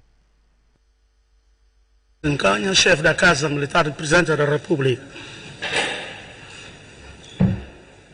I was your friend. I just say wisdom to the boss. Literally, Mumaya Waha. They were called Libation. No wisdom. Hadejome. Ewahanom. Ye be bold saying same with near share because now African countries in the Kakra Betty ye boy. Dear Nisi or then wisdom more kwaba. Mejosu Pinya Obrempong. Yes. The NK himself. Yes. Super. Na te say no pay. Yamiadum bibiaboko. Okay. Minim say asem yin asem de.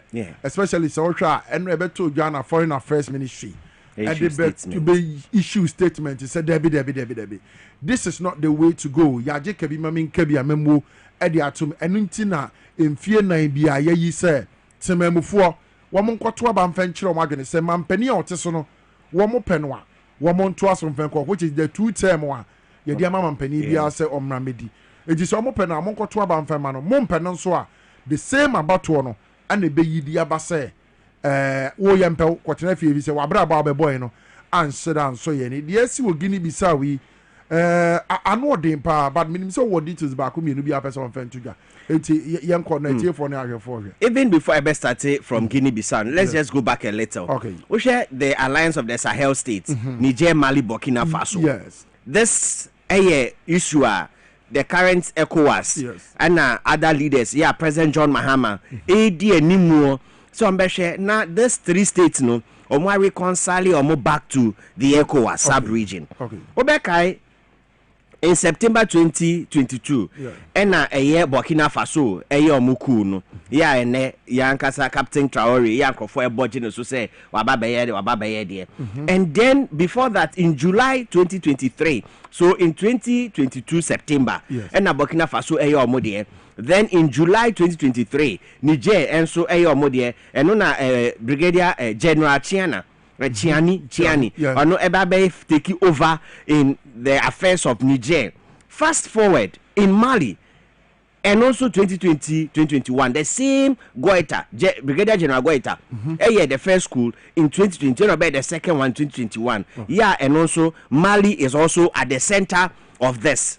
Into the three states, no, for me, the Sahel states, even President Mahama has nominated an envoy, Bevlolate, Brigadier General Bevlolate, to the Sahel states to be the mediator of all of this. And then Yeshe ni Musenka will align these people back to ECOWAS, no, Guinea Bissau, Ekoda, sorry, or Musudieni. But you see, what is triggering all of this, no, Obeka say, it didn't get up, like you said, it didn't get up one day. And a buy the Kebinamin Kebi. Hey, Charlie. Kebinamin Kebi, democracy. Africa has, accepted, no. Some leaders, no, or more, yamano, basa, because Oshe Obiti say Paul Bia. of Cameroon. 92 years. Oh, JDA. 92 years old. He changed the constitution to limit the term of the president so that he could go. Alassane Ouattara of Cote d'Ivoire, he's 83 years. You get it? It's we share all of these things here in painful no Then the team for get angry. Okay. For Nyasengbe, the same thing of Togo. And just in this year, Nankasa, the Togo, there was nearly an uprising in Togo. Yeah. There was nearly an uprising in Togo. True. All because of these leaders, no, who they want be the 2 term, no, aso, pack your things and go. Why do you have to change the constitution? Limits, in Yama say, no, and then when a bar near Kase, and Kabimamin Kabia Memuna, fano, yes, and I say, Yendiso Anabibisa, and it's becoming a worrying trend. Okay. In Guinea Bissau, Sema Yekaini, when the elections were held on Sunday, you mentioned elections were held on Sunday. Mbolo, who is the current president, says, I am the winner. And the opposition leader now is saying contested in the in this election. The EC disqualified him. And I can't there is no said the candidates there some contested the elections. Yes. The EC disqualified the previous prime minister to contest in Mbolo. Okay. You get it? Okay. Now the other faction has gone to join the disqualified candidates against Mbolo in this contest. Now a party is saying into this contest. Now are you the number of political parties are now say movement and now any will be an or now all could be on so almost disqualify no. And I say be for now there apart from Mbolo and or your president ne prime minister you almost disqualify and open our way on.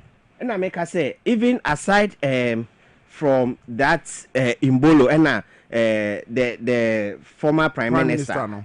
Or contested elections the EC's actions in Crawford the EC's action and the parties involved no say it wasn't the right way to go because for anything at all the EC is supposed to be a fair and then nipa obejina akokramano so or fair in this election. Now even with this election now Mbolo in the last 30 years, and I say in the last 30 years of Guinea-Bissau, no, there's not been any president awako beyond the second term. Okay. Since 1974, Moje independence, Efi, a year, Portugal, Hono. In the year president or Guinea-Bissau. This is second term. Second term. This is the second term at Oko. But in the last 30 years, no president in Guinea has gone beyond the second term. Ubiabedi 1 term.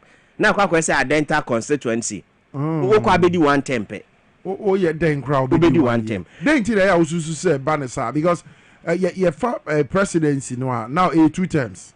And Obiabeko. Eji ususu say near maybe omunyen ye ewo kronom na ma timemfo ebi omokoto aba no wi a na omunhu say omo vote omokoto na unreflect ewo the results na abenu mu a eno timi kenyan ama sa abasabaso ye ana say near esisi won neighboring countries taisi ana say after the elections. Yes. The reports na yenya from Guinea-Bissau say there some sort of no winner. Okay. You get it. Like it happened, was it 2020 elections in Ghana? And I call the election petition. Yeah, the EC was supposed to testify. Yes. Yeah, the judges, gymnastics, that didn't happen. So clearly, this one says I've won, this one says I've won. So if we say maybe the ECOWAS and our AU and the other international observer missions, even their reports were not out yet. And the 2 parties have declared themselves winner. Into a year, the camp of Fernando Diaz, declared say or winner. And then the camp of Sissoko Mbolo, so declared say or winner. And it was today. And then the EC was supposed to declare the final results. Wow. And then EC no cry on declare results you. EC declare results here. The elections were held on Sunday. And then maintain me once ABC and Thursday na EC na say next Thursday and nobody declare the results. But according to the military, what the military is saying is omo share the wentri ya ekoso in part of the country na nipa bon for betumi take advantage na omabeye near ensem fata which will bring the name of Guinea-Bissau to disrepute. The first thing they did was to block all the access routes to the area. Now Oshe Guinea-Bissau is between Guinea and Burkina Faso. Intino Oshemfinfi ho. Okay. Oshemfinfi ho. And you look at Guinea Burkina. There's school here. Intino the possibility say nipa born for ebe to me eremuno high because mostly what happens necessarily nipa born for when what they do is that they look at a fertile ground. Into a fertile ground na omo a penetrate. Into the general, the military general, a friend Dennis Nkaha. Oh no, and Obe declares said now they are taking over. They've arrested the president. So Sissoko, right now we don't know his whereabouts. Wow, we don't know the whereabouts of Sissoko. So the EC in Guinea-Bissau was supposed to have done a diligent job. And now one year, and anyway in Akoba, but the threat should be said. The ECOWAS should not be sitting down in all of this. Okay. ECOWAS is becoming some sort of, should I say, a toothless bulldog or more like it? Because when presidents were changing constitutional terms to favor their own, where is ECOWAS? Okay. Emra President Alassane Ouattara in just Cote d'Ivoire here. Yeah. You saw how Alassane Ouattara became president. Was changing so many things. Yeah. In 2012, Emra the uprising happened in Cote d'Ivoire. Alassane Ouattara was the same person who fought with Laurent Gbagbo. In Cote d'Ivoire. You feature here. Yeah. And on the man opeying the late president, I mean, can say, do you fear them? Okay, do you fear them? And on the day when you now buy it, and this same man coming out of an election full of violence, and they start changing the presidential limits, to the extent that now they've changed the elections, the presidential limit in Cote d'Ivoire. It's none. He changed this in 2016. So he can contest to not say, Miwu Anamin Kobium. You are 83 years. Oblano Maba. And ECOWAS didn't say anything. ECOWAS etnasia, and this thing has happened. So what sanctions can ECOWAS make out to Sankrofo we no? Okay. If ECOWAS otnase na ejumedi say we no onye o hwe na nobia no ya. Say this is what will happen. Yenka say coup is good. We are not justifying the actions in Guinea-Bissau, but the leadership of ECOWAS no omonya ade so we should say Paul Biya, yes, 92 years. He can't even walk. Paul Biya cannot walk on his own. Cameroonian president. He can't walk. Paul Biya cannot walk. But he still and so wants he removed to the presidential term so that he could go into Paul Biya namaje yasoni muse ansana wanante. And all of this ECOWAS etiho ehwe. So for me, I blame ECOWAS in all of this. Okay.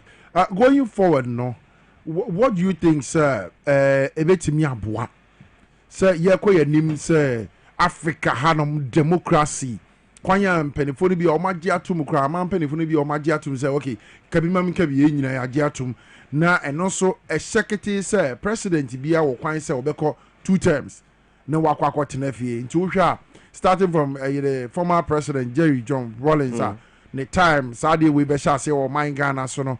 From 92 or the 2000 anno free so from a year president former president Kufuor one also ebaye up to 2008 the former president a year Tamils the late and the woman will be a dinner the so pepe Nana Dankwa Kufuor the former president OD from 2016 2020 27 25 yeah 25 no no see from the crow yeah democracy nankasa wohwa se si ayaji atuma ye no. Do you think say some of these African countries in the way no omon tiase anase omon pe ena ma planse sanima no esisi African countries so NK share democracy in Africa itself yes. We've embraced it yaji atum but the operationalization of it no it's becoming some sort of a problem. Okay.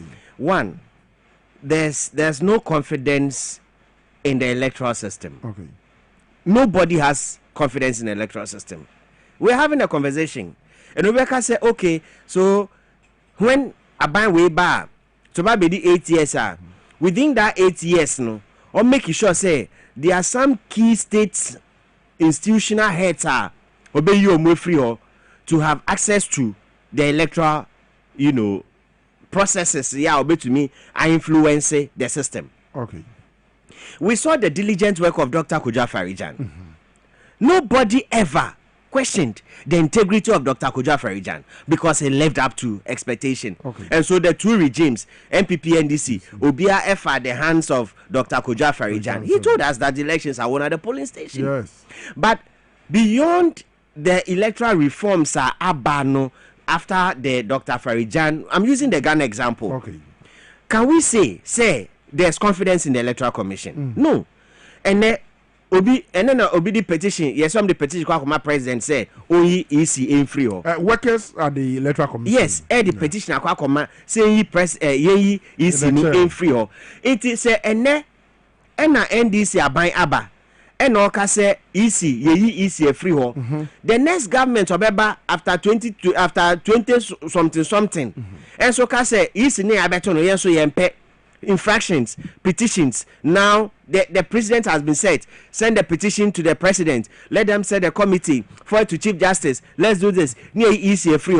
When that keeps happening, it doesn't create confidence in the electoral system. The EC ankasa within the sub-regions no, they don't bring out that confidence in themselves. Say political parties no, and I said the indigenous people no, ebenya confidence within the EC. Like I said, EC where they we saw the Nigerian elections.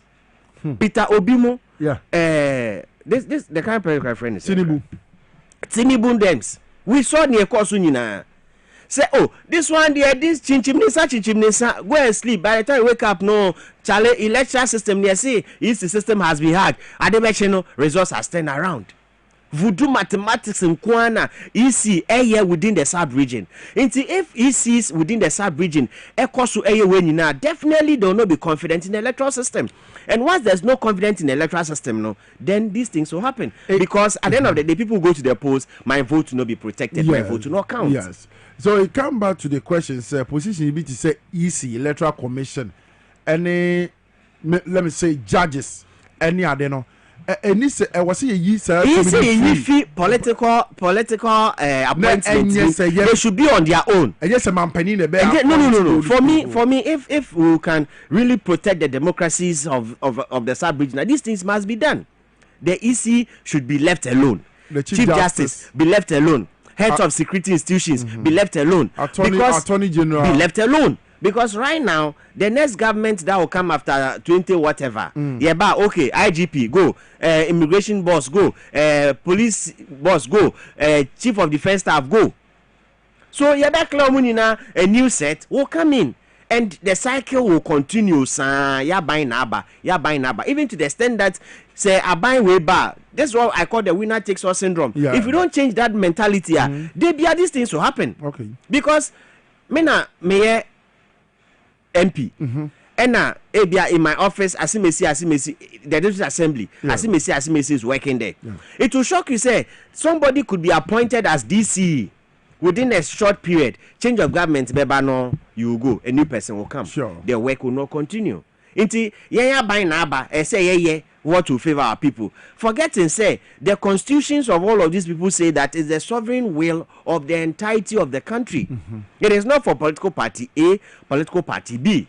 And so share within the sub-region, gradually, no, we are developing a two-party state. Yeah. We are developing a two-party state. Senye MPP in Ghana is NDC. Senye PDP in Nigeria is APC.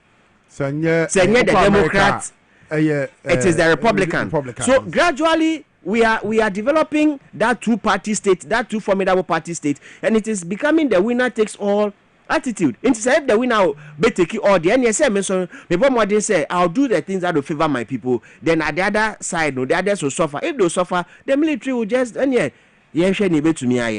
So we need to really relook at all of these things, these institutional heads, the appointments, and then the winner takes all syndrome. How beautiful will it be? And the NDC people, NDC for no, complaining, and now why are people still at post? MPP4 are still at post. MPP no onye ganeni. Okay. MPP no onye ganeni. Maybe that has been a Is MPP not qualified? Qualified, very well qualified. But said the all kind of. Yeah, previously. And I make a say. So now, democracy, yes. No, we are not practicing it. Okay. Edidija na yeye. Edidija is what is happening. I was saying, say NDC ne wa be mu a Obia Ghana now qualify for a position now. We are Ghana. Exactly. Now MPP for also ba be mu a we are Ghana now qualify for every position now. You know to be the amount. But exactly. Now Obia pe Obia on an adjoining side and on one side. I know they say to me, you know, at the amount or did to me and I won't care, you know, say complaints go so some of the MPP for Omugusu at the position Biswa and this Abayi. Now their fear is they are going to sabotage this government and wet the grounds for the MPP. So I'm saying yeah, Jumadiama MPP for number because a winner takes all. No nim say now buy womua and a niema bebre who betime nyam fa so the every so see I mean say constitutional review koso amendment be a fa nsema ye keke e was some amended change saniema no wana. NK there are a lot of things. I'm sure when the Constitutional Review Committee reports never out, I will get to understand some of Nyama Bibreya, senior kind. To me as a son Bibre, because ekoso in this manner, emboa or mine. Because you see, if you are saying say ya buying an aba, what the politician thinks about is the next election. Okay. That's what the politician thinks about. He thinks about the next election. But ask yourself, say, as a country, what do we think about? Debiameka say, right now as we are here, the National Development Planning Commission, they'll be launching Vision 2057, which will be our like the centenary anniversary of the National Development Planning Commission. Ask yourself, what is the Ghana vision? Have you ever seen it before? Okay. What is the Ghana vision? You go to TV XYZ and I say XYZ Broadcasting Limited. There's a vision statement about how we want to be a leading media house. This. You go to ABC News. We want to be this. You go to here. What is the Ghana vision? The vision at Ghana, you want us on mine. Okay. What is it? Our long-term plan be. Where is it? This political party comes, I want to do this, I want to do this. This person comes, I want to do this, I want to do this. Now NDC is in government. They want to do 24-hour economy. They want to build a green city. They want to do a lot. They want to do all of these things. President Kufuor has said, say, the public service, the public service should be able to appreciate what this president wants to do and where he wants to take the country to. Okay. Ask yourself, beyond John Mahama, where is Ghana going to? Okay. Beyond the tenure of the NDC in 20 whatever, where is Ghana headed? Are we going to retrogress Ghana? Because are we going to take Ghana party with a new vision, a new set of ideas, a new set of people which will lead the country nowhere? Okay.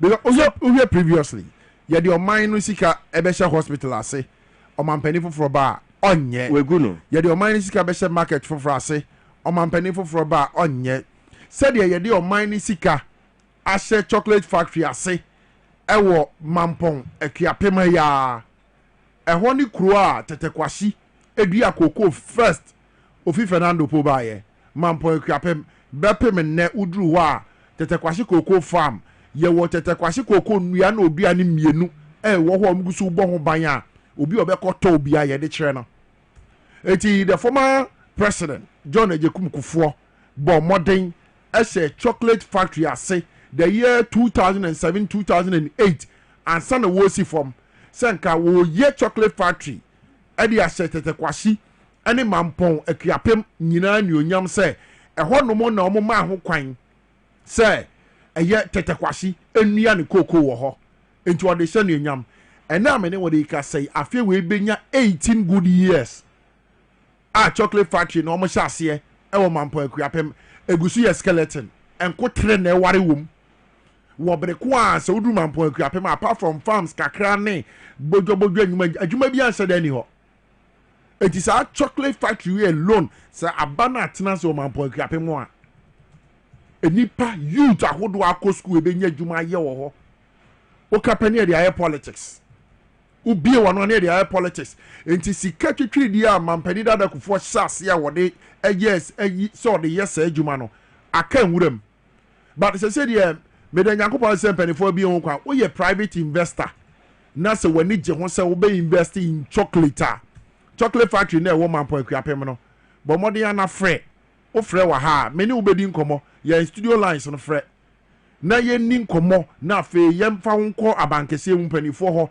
ehyehyeye wo hu bia na chocolate factory na aye skeleton esi mampo akuapem no ye ntimi empeja ni create employment ahodo emfema ye ho aban beba obese project ase aban bi beba onto aso we be send the ase no ko but eye me de reason because this time around enintina me share said the amemo ni bia ko amampanifo ni neme bia akona na say before his excellency the former president Kufuor be free so first term of his excellency John Dramani Mahama Ghana ha military hospital wa ha ba ko 37 military hospital his excellency John Dramani Mahama said there be yensi afari yanko afari ni yanko si afari military hospital and in the Ashanti region 8 years and another Dankwa Kufuor chok kura wan fan san ho yanko sewia ni yanko si hospital wo ho wonim say o mampani dada Kufuor ebo modern ekwa commission sewia hospital wo breko na light anyhow kura any sewia hospital so these are some of the things na temamufo wo ma wo sewia na nka hospital ya bia no na omo enjoy good health care there be enyeme na me ye intimi nye na wo bi di abon ho nsamrane now his excellency episode change saade no this time around into be hwa agenda 111 na Dankwa Kufuor shase no wose wo mo beto so at least omo be complete bi o betimi yibe ye 10 na bi a term o metimi age ho adwuma no ma wiya enkrofo betimi anya ho so onwini say this time around say niema no esesa wo sa adwene na his excellency the president John Dramani Mahama wo dey to Ghana for adwene say wo ba project legacy project abande da wo no ko no wo no president wo to aso no wa eno na make say there's no vision no. Okay. President, so I asked the question that beyond the tenure of John Mahama, where is Ghana? Okay. Where will Ghana be? How far can Ghana go from John Mahama's tenure? Okay. And I make say so you look at all of these things. So Mahama beye, but we are nipa no ba no ba beto aso. And I say ono so ba be fufuro. Okay. So once there's no a single vision for the country, Vision 2020. Okay, Vision 2020. Vision 2020. Where did Vision 2020 go? Vision 2030, where is it taking us to? SDG goes Vision 2030. Where has it reached? So if as a country, the Constitutional Review Committee should be able to give us all of those details, that there should be a certain vision. For me, my point is this. If Mr. Abraham Kumsi, I want to say good morning, OTA, you see, what I'm saying is, for example, if you go to the US and other way, there's the security of tenure for all the security heads, the chief justice, the judges, and all of that. The security of tenure. And so there'll be impeachment by the Senate and all those things in there. You will serve out to so resign as okay. So those things are there. Security of tenure is there. So those things should be really emphasized in the Constitution again by the review committee. And here, point number one. Point number two, we should be a proper vision for the country, so that if MPP neighbor, NDC neighbor, you pick your manifesto from the national vision that Ghana by the year 2045 all our roads should be tied. So every political party within the first year of your abino, make sure say you complete at least 500 kilometers of roads in all the country. So that vision is there into pale. Once you come, you carry that national document, which is the vision of the country. You work with it. Okay. Free SHS. There was a secretariat set, constitutional backing. If not the entirety of the country, the G2 and not for political will, do you think that the NDC could have continued? Yeah. Because 1 year, you need the next election. Because the politician is thinking about the next election, on drain or mine. Because or during the next election, how to win the next election?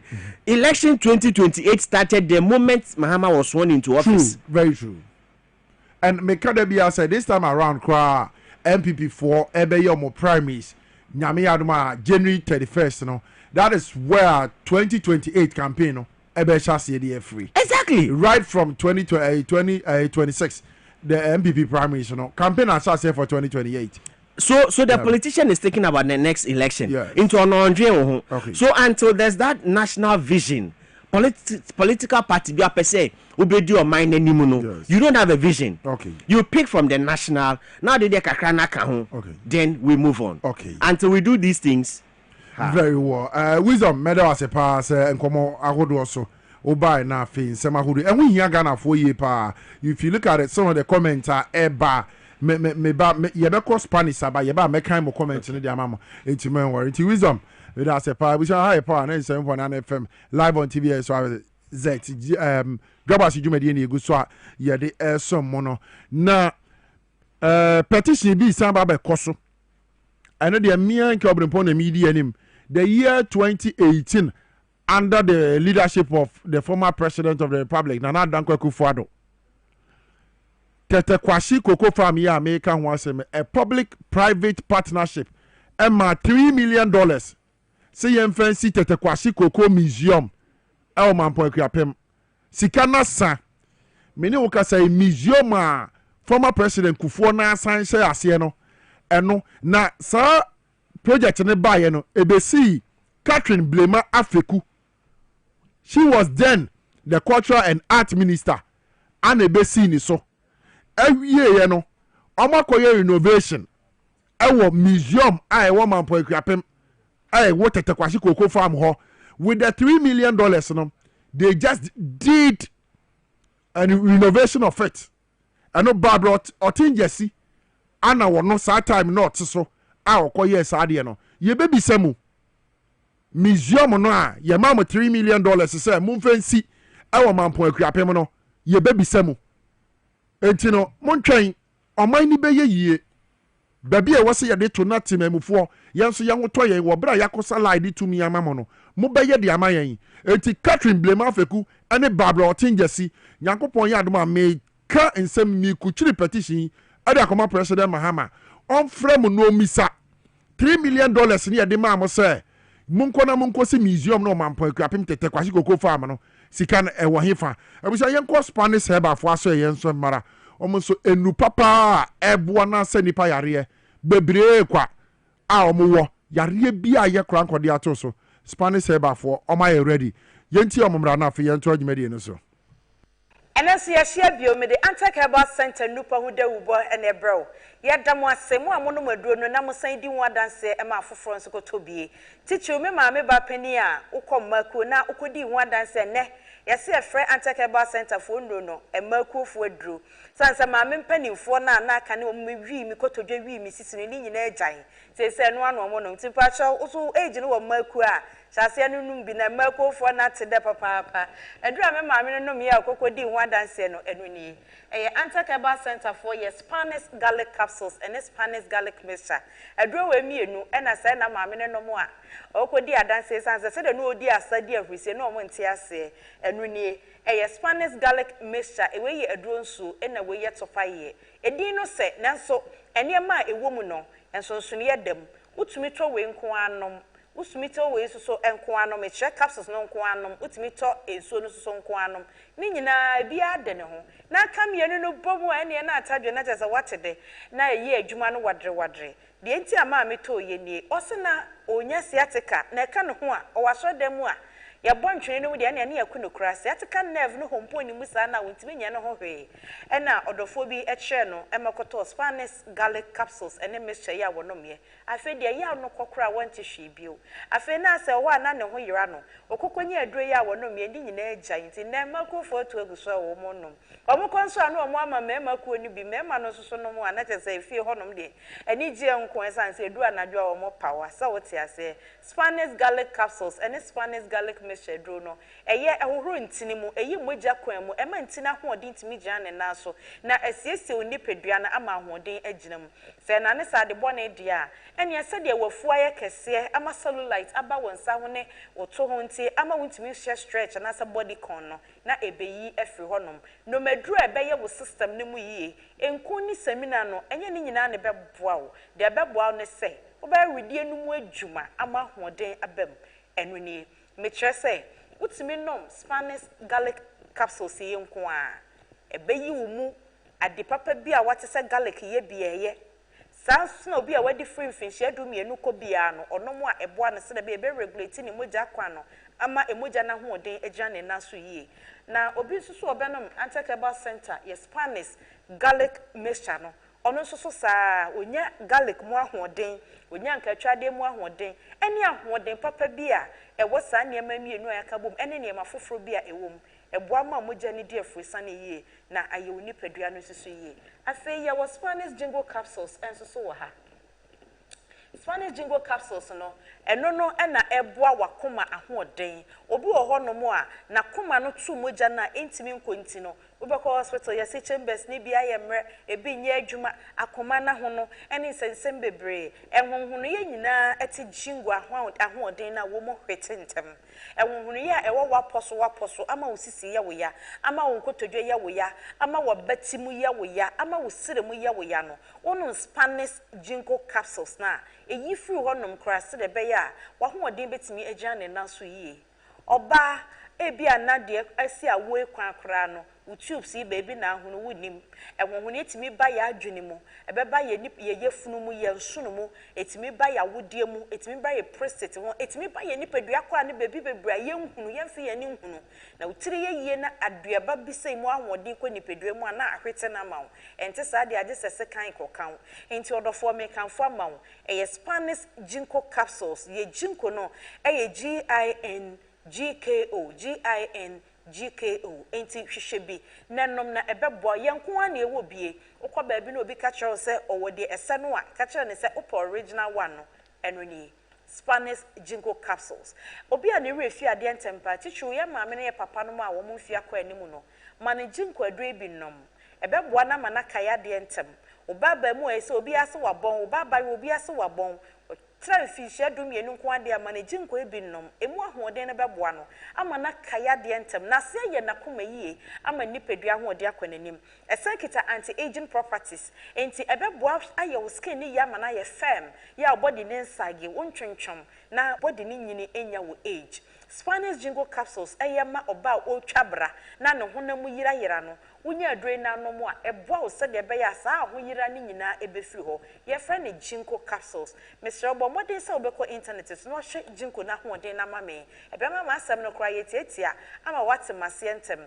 Spanish jingo capsules ene ye nu ahodo ni nyina ebi wo drug stores pharmacy shops ene herbal centers nyina wo kwa wo benya bi ato se wo pese oni ye doctor kasa the number na go screen no so no 0266 11 41 11 0266 11 41 11 ena sa wo abrochire na pese e posti bi brewa betimi aba WhatsApp na wa send a message audio ana obetwero na ode afa 0244 642 890 0244 642 890 ye de no bi bebrew e wa abrochire ama won so hwato abrochire hompo afro shops na bebre ho a wo kwa obenya bi ato e bia obenya obenom no ebeboa mo nipadua hoden akwanimo ye nuo no se da me de a kye o mako ni nyina de ne ho utimi to ebia baako na wanom na ama ho ato na sa wo ka ye nuo no miensa bomu a me friend the three powers combined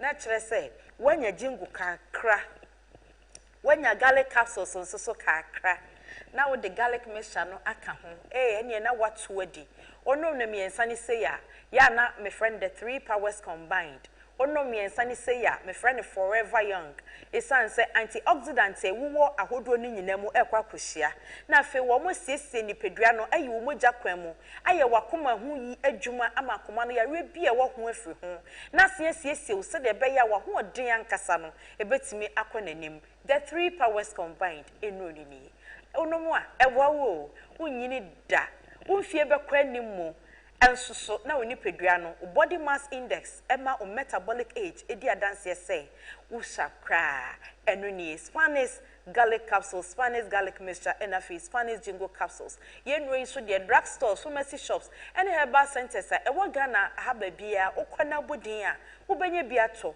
Na dia ko saw ho yare, maame nom, eba nom, papa nom, akokra nom, abrantie nom, ababawa nom. Kwa baby ato wedru, na kobo adru ni di ni enye bi ma, na menya akwadro, na wan nom mama me, na ochina ye di adanse a, wonso watimi anom bi. Menu aba wa fefro.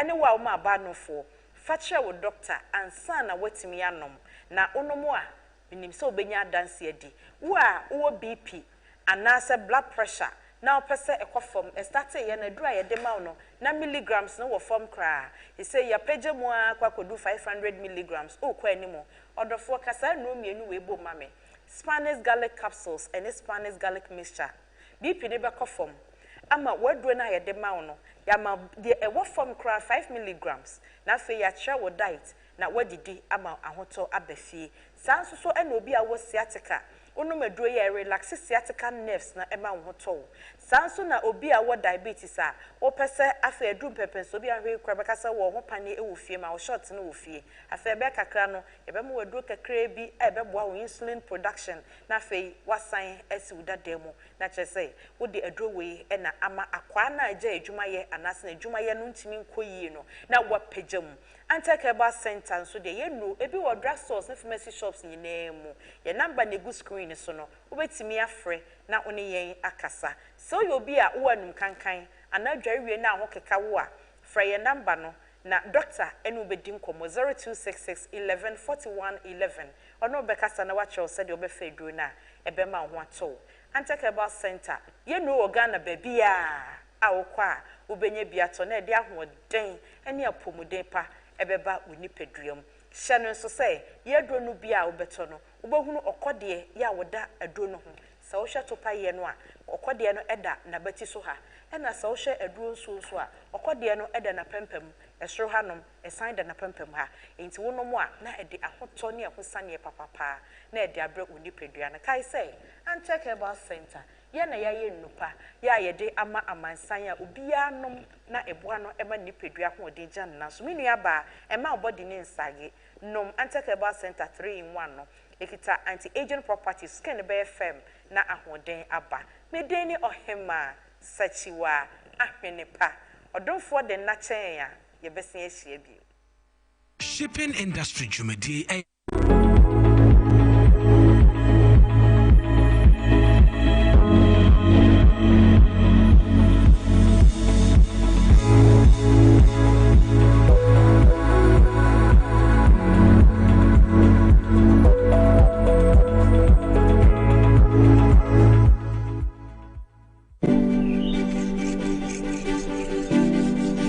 To the library.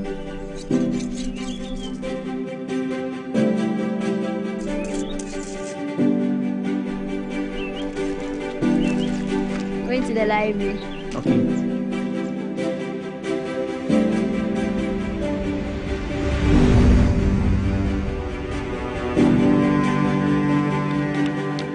I'm going for my graduation. Go well.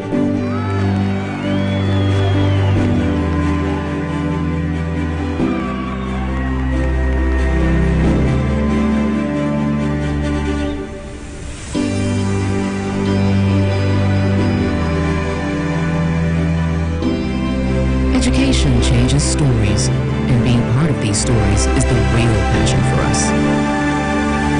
MTN.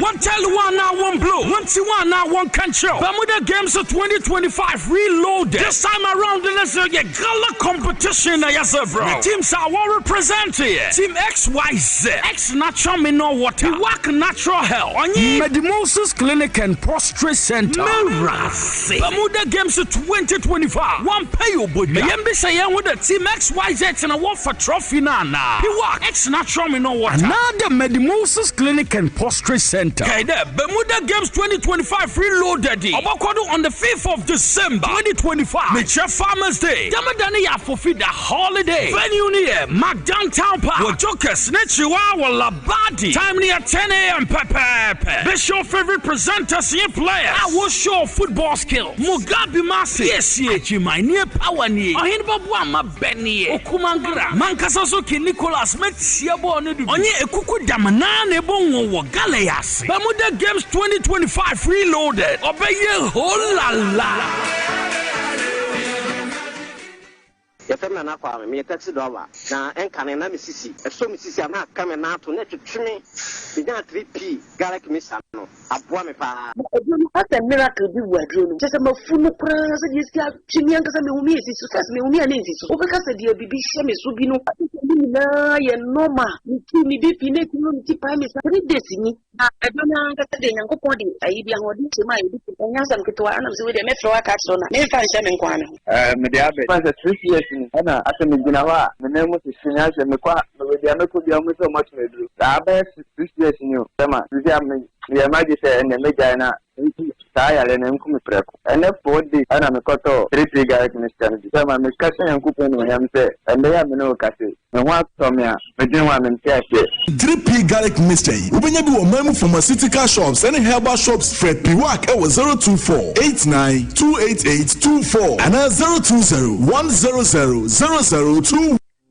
Hello Ghana, payday is here. Stand a chance to win instant cash prizes on Review Scratch for Win, up to 100,000 Ghana cedis to be won today. Get ready to play Review Scratch for Win to win big on TV XYZ.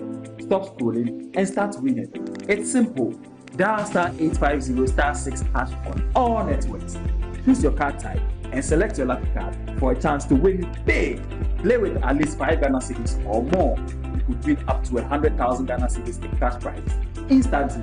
Yes, you heard right. 100,000 Ghana cedis in cash prizes. Don't miss out on the chance to win big. Dial *850*6# to play it now. Review Scratch for Win. Scratch it again. Baby discussing pound. You must be 18 years and above to play. Terms and conditions apply. This game is regulated and approved by the NMA and the Caritas Council.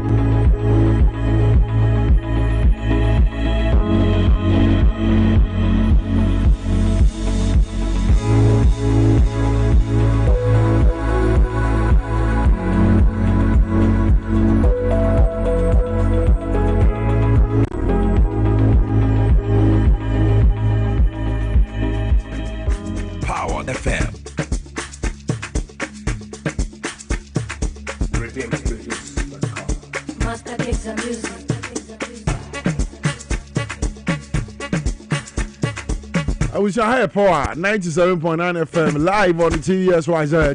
Dwaboase Jumedie, and you go so I did so much. Saturday, or mine in Yatanase. Says Zali 917 on the dot. You probably do your money home, come on, I can. Yeah, what's in I want to see, and in I want to see a cry, and I wanted that. But I had them, and you fast Akonya, so as some war. Now, for your mind, when some I would do it, no, so between you and want to see. Midi the N.K Obrempong Jumedie Miana Midi Hochiame. Now we say Yami Adoma on the 5th of December, yeah, and Bermuda Games Reloaded, Basso. Our Magdan Park, I know what La Town Park, yeah, La Township here, yeah. I know a TBSYZ and a year host team. I feel Piwak Natural Health, Beba, Medimosis for Beba, Ex Natural Mineral Water for Beba, Yame Admon, the 5th of December, yeah, Farmers Day.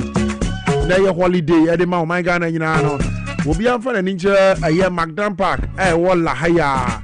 Now, if you want Bermuda Game 2025 Reloaded, Mugabe man said the capacity my able boni be after Hineba Boa Mabeni age nemo, PSA Okra, the chief tankers age nemo, Miankasa N.K Obrempong, grassroots president, me Bobby, me make captain, Ediama a year team SYZ. Now, for your team is Sagala Yashisha, so you host and win affair. I able money aboa, say Bibia by your camera, Wabra yet 3 boom. On the 5th of December, Nabra Beshe Name 6th and 7th of December. On the 6th and 7th of December, 2025, Honorable George Opariado, Minister for Youth Development and Empowerment, was what Tonkrai, Eddie Amado Funina, one no say National Youth Organizer, Edema NDC, Amanyo Kono, was in Mame, Papa B, Sabre. Wadani Benkum Swa, Watwan and Animal and Seattle. Into on the 6th and 7th of December, Wayene Ye Kama Ewe Ukugwa Ekriapem, into Ado 4 Nina Mametaneti. Now one cranny mammy won't jam in the crack. Nabi Bibiara Intimia Kama, and George Parado, Dodona friend Pablo, one on the mammy who has 7 a year can. Yami had my 6th and 7th of December, or Sado 4 Majamino. Now, if you won't jam the mammy Chikra, Ewe Ukugwa Ekriapem. I wish your mind on Enya at Nasi, Dwaboase Jumedi so. Your mama did not think more Akano, Yen Twasona Yendi, Ewo Fidia more. And here was Ibrahim Ali, or a national communication team member, Adema NDC Amanyo Kono, and afraid ye war. Gifty Enam Bedivi, or not see a national communication team member, Adema NDC Amanyo Kono, me more Makwaba. Now for you to us, ladies first. Gifty. Good morning. Good morning. We have a call. Yango Pandum now, sir. Obuadi Adoromani, His Excellency John Dramani Mahama. Wakra Mini year for the past 10-11 years, Eddie Amaye. 11 months. 11 months, sorry. Yes, Eddie Amaye. Oh, Muye. 11 years, Yaniako, Idia Ghana for you know, Fato Krobia Mozia by Papa. Oh, sir. Abai Papa Benti, Janukra say. Only 52 years ago, on your bonio. I got a 4 penisa. She now yet Kromu Hana, President be by ya, or no qua Nakonya crowd tisu bedroom cry DCV to Muso AC Guso. And this will be a bano no on Yanesa, now on no see me person me living legacy. Sebi ye papa when yani baby called Dr. Kwame Nkrumah. Tis all noa. And then I am mana konya so obebu or mine copim. So many years or no bra no se my brain say obi subeyeden or metwaso. Okay. You see, so it's obvious. O mine mamra your constitution yen democracy be actually so 2 terms sir. Kona Kofi. Then necessary this time around. Necessary say Ghana for who Tom. Okay. And hina ye be $5 every year. But look at economic indicators, all shows. Say if NDC is able to be in power for the next 8 years or 16 years now, baby I person Ghana Jina our map no so no ye be Jina ho. It clearly shows we are running the economy on a single digit inflation. ENT be down cry. You see, so what is the difference NDC and His Excellency John Dramani Mahama is doing? Okay. And then Anglophone as you know. But they be a media can say this is the time NPP has to learn from the NDC. Now learning no so I was say it should be very strategic. Independence Square Stadium and we just organize an economic forum for them to come and learn from His Excellency John Dramani Mahama. Omo ye de nanabi nanze enra chini enra they've started doing choba calculations. What you say, Uko school, Papa, they will teach you how to do correct mathematics. Sani ebeya ube who say, 1 + 1 no, and no pen to me ye 2. Nemo me ye mass wo. What you say? I know probably the way. Ejekita wo. Mama Ibrahim Ali so akwa national communication team member the NDC. Ibrahim.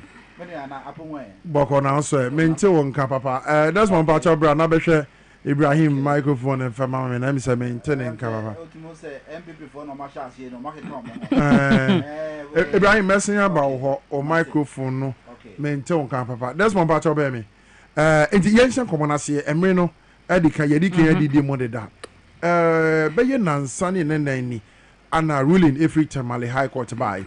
And Kayedi and him say a court to baby 2024. One more parliament, no, one more hodida. A fedi a sorry, I say na a be a war about to be shebi more. I was so much jebre, no more should we say a coyos and coy near cotton for from. Tamale High Court, Judge it now as some so wabra NDC parliamentary candidate to Ujina Pandai 2024. I didn't 7 court. Say one more show man and near maybe uncle Yeno. Was say Sabri the young court to abandon Yina for fraud. Ewo Tamale Bio but the minority in parliament is there. Woman judge in Yagane. Ama sabri woman baby can send baby area found. Meaning say what to be gifty. Then I walk on the farm. When you are medasi, yen to me better na video we so enchia ya papa Chief of Staff Honorable Julius Debra. A man of integrity, a man of few words. Yes. A man as a bio na dia officer onye. But the result shows say he has really done what is exactly what is expected of him. Nti yana pay baby o will be ano ye chiano. Nice one. Yes, Renyankopon shira. A man say onkunko nenim. Na ni oye nyina obi ahwe. Okay. Yeah, nti yeda nasipa with the good works he's doing at the presidency and for Ghanaians. Now, if you honor so let's talk about our topic now with the mom. Yes. You see, the MPP no unze nyame hyehyɛ yemu no ye bibi. Na se ade no wan fa adwempa antechi anya eya na esei e cha kra na ehu nsoso aso obeye den ebeba enti adwempo na MPP for wo mutsiri mu e de call the election 2024 no. These are some of the consequences APA. Okay. What you see here? Okay. Because ye wa ha say ena Dr. Mahmudu Baomi ankasa he considered defeat straight. O see sani ade ni kono baby e koni die enye me lay mu a. Okay. And quickly, that's one thing I recommend him. I commend him on every time. Okay. Because any dear papa, if there is any kind of respect I have to give to him, because of Sadia. Concession now. Very well. What he has here. Okay. And this law now, judge ni passy ruling now, judge ni passy. You know, I think it's even in the favor of the NPP. Oh, how? Yes. It's in the favor of the NPP said they have to sit back. Na omu enjin echire say edien na yanye ni yie e what that particular constituency no. Okay. Enti na sa asem we nyina eba because when you read ruling eba out no yes then irregularities be APA mu was some of the pink sheets ni mu about 41 polling stations. Yes. Out of the 152 police stations. Yes, what he has here. Yes. So why not calculating the figures here? What he has here. And now why soon the returning officer and also signing is the documentations ni amani na. Aso nipa ni ko ji sikebi wo baby. And no this anyamra asem na enne ebu omo ankasa omo so. You understand? Okay. So I think say the ruling is in favor of the NPP. But say omo beji atumu say omo ye micro mini minority. Na ni omo entumi anye na aban papa ba oye na ene ye see ye ko election na omo be lusu nti. They will come fully attacking the judge. Say ni a judge ni ye no wanye ni ye. Now, aside the irregularities na PMU or some of the polling stations no. You see there was a complete distraction of biometric machines no. Yeah. What he has here. Yeah. So how come biometric machines are ya to abewie yen collation center nye na ya say no. So how do we get even the result? The actual figures na accurate one ya di be quality results no.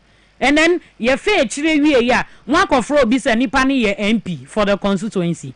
Enti one fa adwimpa anko elections a cha kra na e beba. And one thing I want to speak to ni omudi ye jechi question eno amitie yenu abe ma afenyo markings o si ye ni omudi ye jechi question na enye enu bi no omudi ye omu MP for Hifa constituency Pandai constituency no.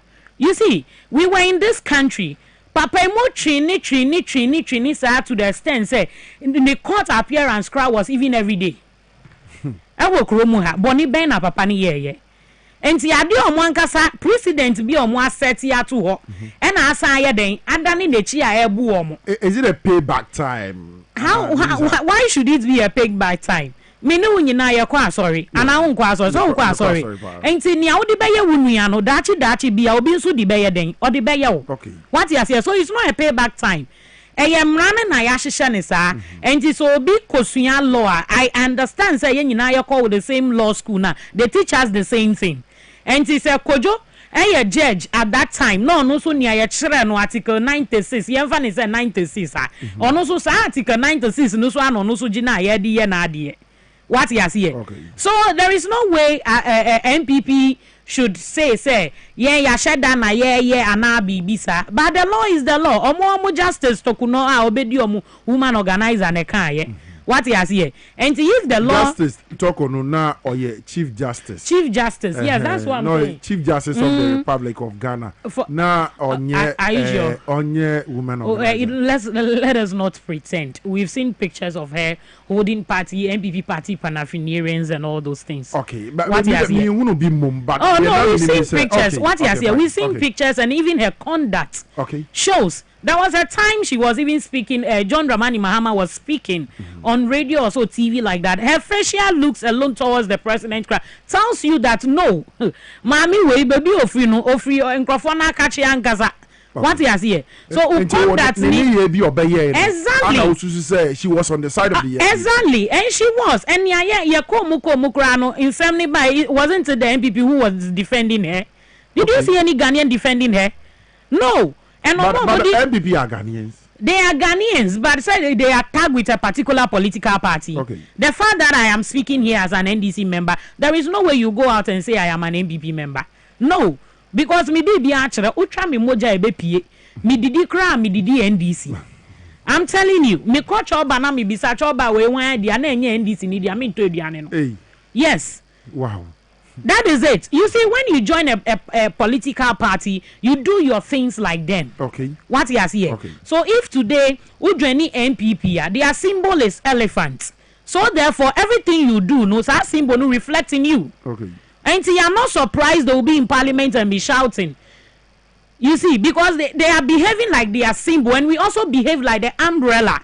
Umbrella, no, yet you'll be umbrella na say. And when you check even the NDC colors, what you see. Yes. And now when you even listen to them, or more campaign, I say way or your whole way, you say NDC GOBIA, we are Frafrenio, we are Igbenio, we are Nkrenio. That is what our political colors depicts. And at the end of the day, no ya GOB ya niyama to say symbol of yanumu. But if it is an umbrella, we are under it. So in short, near air cost work bandai me it is fair. The judge want to be fair to them, want to be fair to the constituents. And let me put on authority here, say election now, you better call within 30 days, and the NDC candidates will win and then will bring victory back to parliament again. You better 28.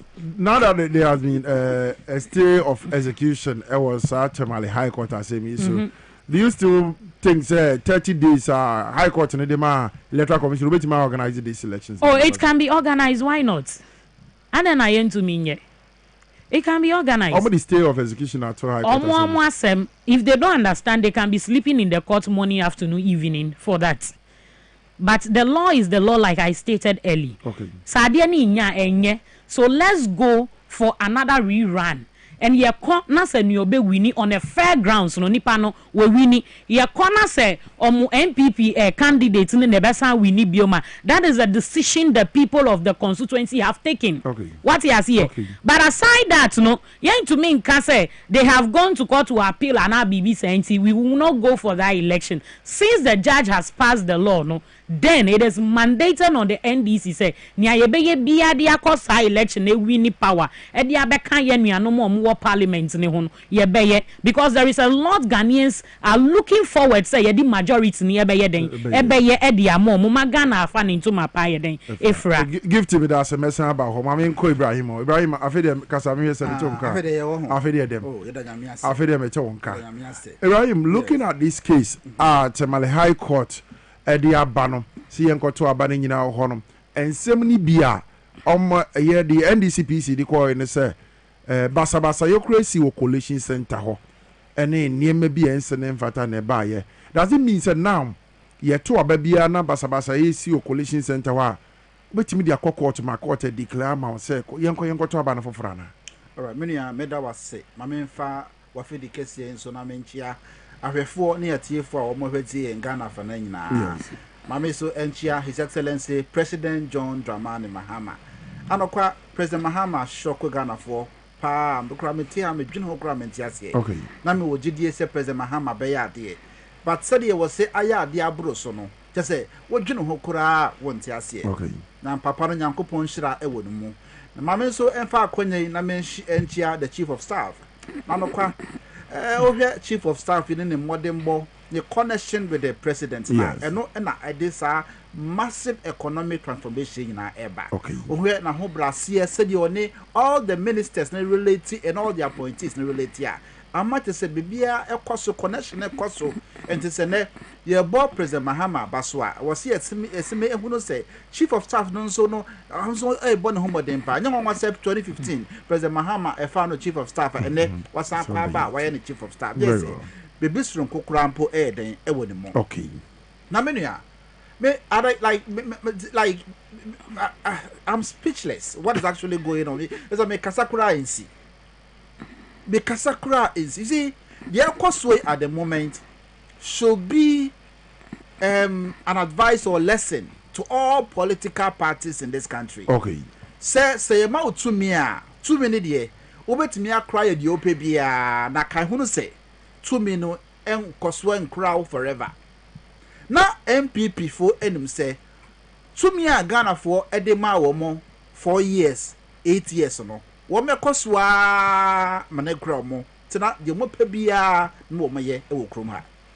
election 2024 e kamia kwaye say e de esi wo kwandai kram no ye munketwa wo as I'm talking to you now I know a lot of constituencies are MPs no yet chinchim woman say this same irregularities na koswa woman so e prepare so metambre asem no e dia court nti we ya chire no yet me hu bi say ma hunu beye 3 bebe ntimi mfa MPC this parliamentary candidate for modi entija okay it woman hwe yi a ye ba akoto aba bia 2028 no na aka 9 pe na wo MPC no na aka 9 pe because the causeway dey ani enyan be dey asma obisa I say basa ye causeway you see adne no kwa say dru ha makoto aba basa ye causeway yesema wiem to say coalition crampo na mu free district wo crampo e de court tamale no kra wo mammo you know the NDC parliamentary candidate wo mammo na mane yes sir mo afa control say e kululu e de ni nambe de say e share baby e declare you know the other ones you know winner and you expect this man to sit down on consent say I mean enkoswana okay I will have to commend the sitting judge for actually pronouncing such a wonderful verdict. Now, I will advise them to even forget about this, you know, appeal thing. But not the baby. Some know can say all plans are far advanced within our party. Yasha see to Nyoma to contest the election, you know, 30 days now. Oh yes, I mean appealing the NKC baby. So what they say.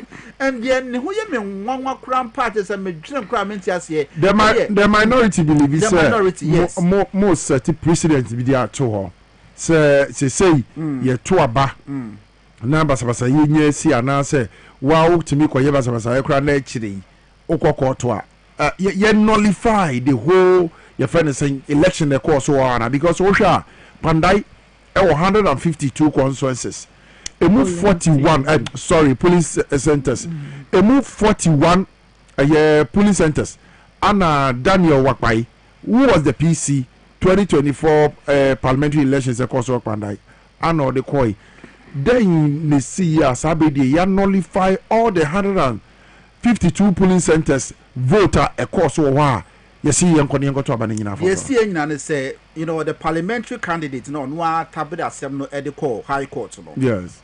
Just say Nyoma a course, cross examination course so near. Just say no name the gravity of the situation. Okay. Yes, Kamiako said the 41, constituency to trust some knee Kululu a course where ever hono. Na parliamentary candidate no ehunu ye no ekopie court na say more than about 4 times more than the onu ya or the assembly court court. The judge in the trans no say no, this is highly unacceptable. Say you be call how to about in all these 41 polling station no. I don't know to say almost say baby was here 20 entirely. Okay. So the judge eka just say or the 9SC form to send a signal to all political parties. Now Markins was say you see let me make say MPP bet me be akono ama Ghana for bebre na wo on daily basis ejai MPP I be so mo nyon political party be abiem I be ba NDC say party ne bet be akona wo say wo minority leader Afejo Markins no wo mo tabre de esi baby. Because Sena or such a mensa bonso. I mean, na Juma as a minority leader and party in Kaguda. The man is a problem. The current problem are more facing their party no about 80% will be attributed to. I didn't know Afejo Market a problem. I didn't know a problem. Afejo Market, dear Dickine. Madame named the entire woman man sa position. He was the majority leader. He was the majority leader. In the previous administration he of the failed FDP, as a majority leader. He failed. His action contributed to the party's defeat in the 2024 election. So I wasn't expecting say one start maintaining or say one sound conquer minority leader. And then a lot of the MPs, the micro minority MPs, some of them are actually, but when you actually talk to some of them behind the scene, they are worried. They are worried about the leadership style of Afejo Markets. How can a whole micro minority leader, what to me, I'm a MP Samachi, right from a parliament house, say Womo police station according to that form because of say Yache party chairman. I mean you are also says what to be about Kosemda. A whole MP no matter that form soon but to the extent say Uncle Tiaga. The was the work of opposition is say you put government on their toes to deliver by constructively criticizing and giving alternative solutions. Is that what the current micro minority is doing in Ghana's parliament? They are just making noise all the time. And so see the plan. The reason why I phenomenon can say well basa and say Nipa kwobe what Supreme Court wa akabia mu omo ya packing na ko senchen na ye gadgetoko no no carry man oh na say gadgetoko no de menu abema no you don't need a soothsayer to tell you say she was given that appointment to do the bidding of the NPP she case Afejo Markets etabre e Supreme Court yes within 2 hours na wo man panel judge wo kan asem so no oba de awie what be abakosemda. So the new man it was going in favor of the new patriotic party. Ghana ni bi so kase now the new chief justice Paul Bafoboni ya wabase o media sem no fem boa NDC so Paul Bafoboni was not even appointed by President John Dramani Mahama to the Supreme Court. It is the former President Kufuor who appointed Paul Bafoboni to the but Supreme now Court. His Excellency the President John Dramani Mahama and why a chief justice. Yes, you see some will also argue say Adentina yewo other Supreme Court judges who were appointed by the NDC and an NDC president one from Obia Wokofa an MPP Supreme Court judge. Okay. The entire yes and said well on pese Crawford because the get to Tokonu o Ghana for hunu sampa. I mean said the nyoma say kono say MPP for court Supreme Court no nti on pese obebanya sa adwen no. Na wo hwe na wo study Paul Bafobado, the case was transferred. Need be a fair. Okay, Supreme Court, case 2012 election. Yeah. Be a quiet. Could be because my party. Kufuor that me buy and baby okay kako. Yeah, show the track record. You hear how competent he is. You hear the suit and the buy and this are 2 minutes Emma no. Okay. So Abayas Supreme Court judge, there's no way the MPP will have their way. Now, if I'm Yansham free this side, the MPP won with over 3,734 votes. 2024 parliamentary elections are a course of Pandino. Yes. Why do you 3 point something? Yes, yes. Why do you think said now Abasi and Koto Abano for Frono? As almost shaky, as almost petty idea no. Why do you think says that? Because they've won. Yes. It's almost come back the people there no. Almost best to and just yes, almost shaky. I am at the seven. Nam se me nko na menim de ekoso no just say wo mo ho pokekeke no per the minority leader need the MPP press conference they don't want it. They are worried. You see it's a good question. Sit here mo dia ma winning with over 53% there. Yeah. Why should you be worried? Why should you be worrying? What they say okay yes uncle too because it's in crampo dia. Besides anyamo na mo ko fasika ma be ya go organize election no. The whole thing will be funded by the states. Okay. See, the entire say they have seen the performance of the National Democratic Congress. They have seen the stabilization of the Ghanaian economy. They have seen how we are able to manage inflation and also make life very better for the ordinary Ghanaian citizen. Woman who said the Ghana for NDC in President President Mahama Ayadin Atum. So many say and once our President Mahama Edasoye President of the Republic of Ghana the election be anywhere one be kwa one be timi ayde and unti and omobo hu a there's a woman that omodeba omo tire election no de ye be egisate no ye sanjiji de aka de nyina aka ho na me de ma no esi no me e catch you straight what the straight bullet so woman pay here before say 2028 election be ba so na omo MPs na kana pay me da say Ibrahim Ali Anna Otene Nkano. Yango Gifty. And the year me know they say His Excellency the President John Dramani Mahama, together with the Food and Agriculture Minister Honorable Ekopoku, Ako PMO Bechim, the first ever biggest poultry processing center. Our more kwakwa building. His Excellency Kasa working in our buy ye yes spending Ghana spending over $300 million per annum at the crab frozen chicken bar.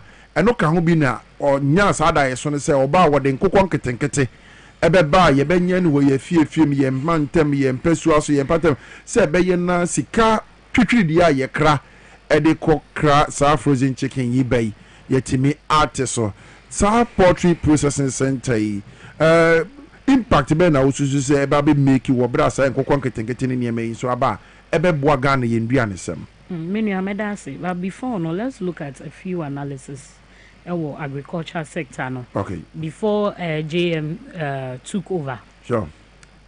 Ghana's annual food imports bill na at that 3 billion. Ghana see this. 3 billion no.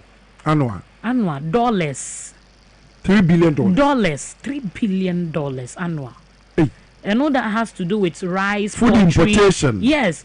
Rice, poultry, sugar the crowd ya na meka because na His Excellency John Dramani Mahama before be free aban mo na Commander Sugar Factory na wo ho ene uko honuma preparations are going on say ye to me revive Sugar Factory na ejina ho because e die na ye ntumi nye ahwede ye ni bi wo Ghana as say bi wa ha yeah inso eya me kasa na nando danko akufuado enipa bonini ya na nkrofo nti ase to bo asema me gifti no mo nti ase sabi ade edi edwuma be bre Ghana fo ade e be ma Ghana sika betumi egina yie ti se senia he honorable ato forcing who is forcing any enua be ma honorable Sami Jemfi yentumi nka the development of Ghana na be bia NDC for the Ghana be gina aye mo abaso these two people I am more abaso. Yeah, I was saying more abaso pa. Because we were in this country when the NPP said they are using what your mudi go there no mudi oil laba. Yeah, good for you. Omudi middleman biko jina hoji sikana no di ashani bottom. We didn't see anything. Or did you see anything? No. And kada hu brum ewo hono ma Ghana for e was say ye den ye tuya hunka. What you see? But within 10-11 months here yeti hey gold board is doing magic. Today we have gold even in our reserve, Bebre, which is helping us as a country. What you here? So when we talk of the NPP, now you catch a gun of what say, and tinaho. Na ma NPP ni bi mbeka nkyere wo say the next election no mo be rule or minor. It is in their dreams. They are dreaming, led by Afenyo Markins. They be a cancer December yali. One swimming pool na wo ho no. Swimming pool no mbeka national swimming pool. Ghana for ni ma NPP for the biggest legacy. The biggest legacy they left is a national swimming pool for us. Ama swimming pool. Ana unim. Ewe National Cathedral no. O se nka omusi asori de amenyame. Omusi de amenyame. Asori dan. Sabi ye kwa asori ntwa ntro manyame. Sa nyame aye bibi amawa. You are entitled so wudi sika be she envelope na wudi akoto altar so. O ferry kra na ye worship na obi akata na di makokoto altar no nyame. Ni awoye maame no ehu aforebo na maye den. E di aba bo sha me she ye imedi aba. Onkwa bo sha wo she ye 8 years na wundi so. O say o shasi. Yeah, we see enya taxpayers money na ye di ba be si ene ye wie ye no hwe ne e ko support oyi. Na say asofufu a ye ne omutiga. I'll come to the agric side. Asofufu a ye ne omutiga na ha say ya, which they have to be preaching accountability to us because it's in the Bible. Today they are rather pushing president because onko wie cathedral no. And o ma sorry for no mu nyina nya adwuma wie ana. That is the question we should be asking the Christian Council. Omo sorry for omo muti asori dan mu nyina wan ye adwuma wie. If I were the president, I would tax every church e wo Ghana ha say agi omo nyina taxes dey be every Sunday bia na ye de bi enwuma ma sorry for one. Sorry say nya adwuma. Na o sorry anya adwuma. Na say anya adwuma ye koso nyankopon dey pay offering. Na say anya nyamekro ya no say we fear for hu nto mo I don't go outside. And if I'm worshiping in a church, na say me hu nto me ya, do I have to go outside and do something there for any other person? So offering ba sorry ni mono, we can be taxing the churches and be taking that money to even establish a factory for the church omo kwa sorry no e wo ho no se ne be ya obi abenya adwuma ye. Na offering ba fe de ba ne boom na ye ti ase. But you can't go and be pushing the president say he should go and continue the cathedral. Once you know so there is an ongoing forensic audit into scandal no what he has here. So that side need here. I think the Christian Council didn't do well by going to the president to ask those questions. And it omo anya de. Yes, me donyame penyankopon pa. I believe in everything Christianity from prophecy to direction. But that particular, if I meet a pastor, I will be jina ho aka say President Mahama should continue the cathedral. Me no be nya sempa. Ama Yesu kra be mu bi. Okay. Very well. Okay. So now, agriculture sector no. We were talking about creating jobs. Ewo Ghana has say. E-levy cry a catcher say be creating jobs. Ye who be. We didn't see one district, one factory. We didn't see. All we saw was say biomimi ya so bolo. NPP for one district, one factory. No mami nchira si ma unzie. Mimi ya so bolo ye lamujin. And to omo say me ya so bolo ye lamujin 50 bottles a day. They will come and partner with you. Now I 70 bottles. Ewo with them. Then you brand it one district, one factory way in here. So how many people now 70 bottles no be to me for mu edwuma? You cannot take any more than one. Yeah. What he has here. So it was Jandam. Omu dada ye. So omu create one district, one factory. And then many who can say, can NPP ni be a boni kuku say I can mention about even 3 factories one district, one factory are producing what Ghana has it. They cannot mention it. They cannot boast of any. What he has here. So when we talk of Nkukon Kiti, His Excellency John Dramani Mahama ni nyansemu say okay obiare akuko mide bia mewe akuko enye force enye ne back enye ne sre enye kosua ni be cry anape mawi kosua 3 kosua ni meko ni de Mari 3 who declare to see menim cry I can finish all without even eating till the next day. What he has here. And it's very good for the system. You see, so why should we be importing Sanyamanu to the country? Meanwhile, we can also make our own here. And to John Dramani Mahama see, okay, me ba every household, Ebenyam Kuko bears saying 150 pieces. 50 pieces, yeah. Now 50 unim sika di bebreo. Omo mu ya poultry na ya biso mu. Enya sika kitu a poultry sika wo mu ankasa. And this should even go to our education minister say yes no. In the various schools no. We should be teaching Sanyama way. But abai ba pa way obi pe office job aye. because we are downgrading agriculture no your various schools no. Okay. Those days me cause primary school no. Every Friday be your door backyard school ni backyard. True. What you see? And no can motivate ye no mu be say ye do fia ye nso ye be dua ebro season so a ye di bro be she from e ba na ye bu na ye tutu bi na yare. Also you are happy say okay what you have been taught in school no na why ye then why ye. But today there is nothing like that. Akola ko school aka brofo sa obi sa ne say ye dua ebro say onim obi sa ne say edro ye dey share for how many days in the fifi kra onim. So we are begging the education minister say this in Kukon Kitty project agriculture no or mine be because e was say aduane wo mine mu na aduane wo mine mu a ebe den na ye betumi enye aduane no in essence. We have the youth on the street, they are looking for jobs. Insase na wo ho no na wo ko vote insase wo ho bebre. Why can't we acquire lands, employ youth no more streets no so sabi me hu ebi mo anda ne junkie ya eye me ya Minim Sahumachi 4:30 a.m. 5 who fast cycle honoma. You see the boy sleeping under the overhead honomo. Very bad. Me na me yama shisheme. As a mother of 2 boys, me yama shisheme say hey. So at times me to me family manu to excursion and ahumachi no me say mumra mummehe. You don't live your life like this. You need me see yeah, but it's an example. Say omube kai omu say there is no way I will be to me than junkie without working. What you see? Juma na and agriculture is one thing. Creating numa bebre di ma o mine. Enti when John Dramani Mahama eko biye no, nkuko no nya omu wi I think there should be a better place a better slaughter omu. Na ya keep you omu yie. Na obi koko store se me to akukọ. Ope de hia me pe made in Ghana akukọ. Ah, hwe ne de na hwe ne fe. O se me pe made in Ghana akukọ. Yeah. So if there is not a place you best slaughter nkuko ya ni neat and you say nkuko nkitin no is not complete na MPP fo ne ya ene omo nenam social media omo akoto nkuko bi na omo aku omo na omo de to say nkuko na tu say Burkina Faso. You see you don't do this if you are very intelligent and you are we are on mind bapa na so for mind year. You don't do this.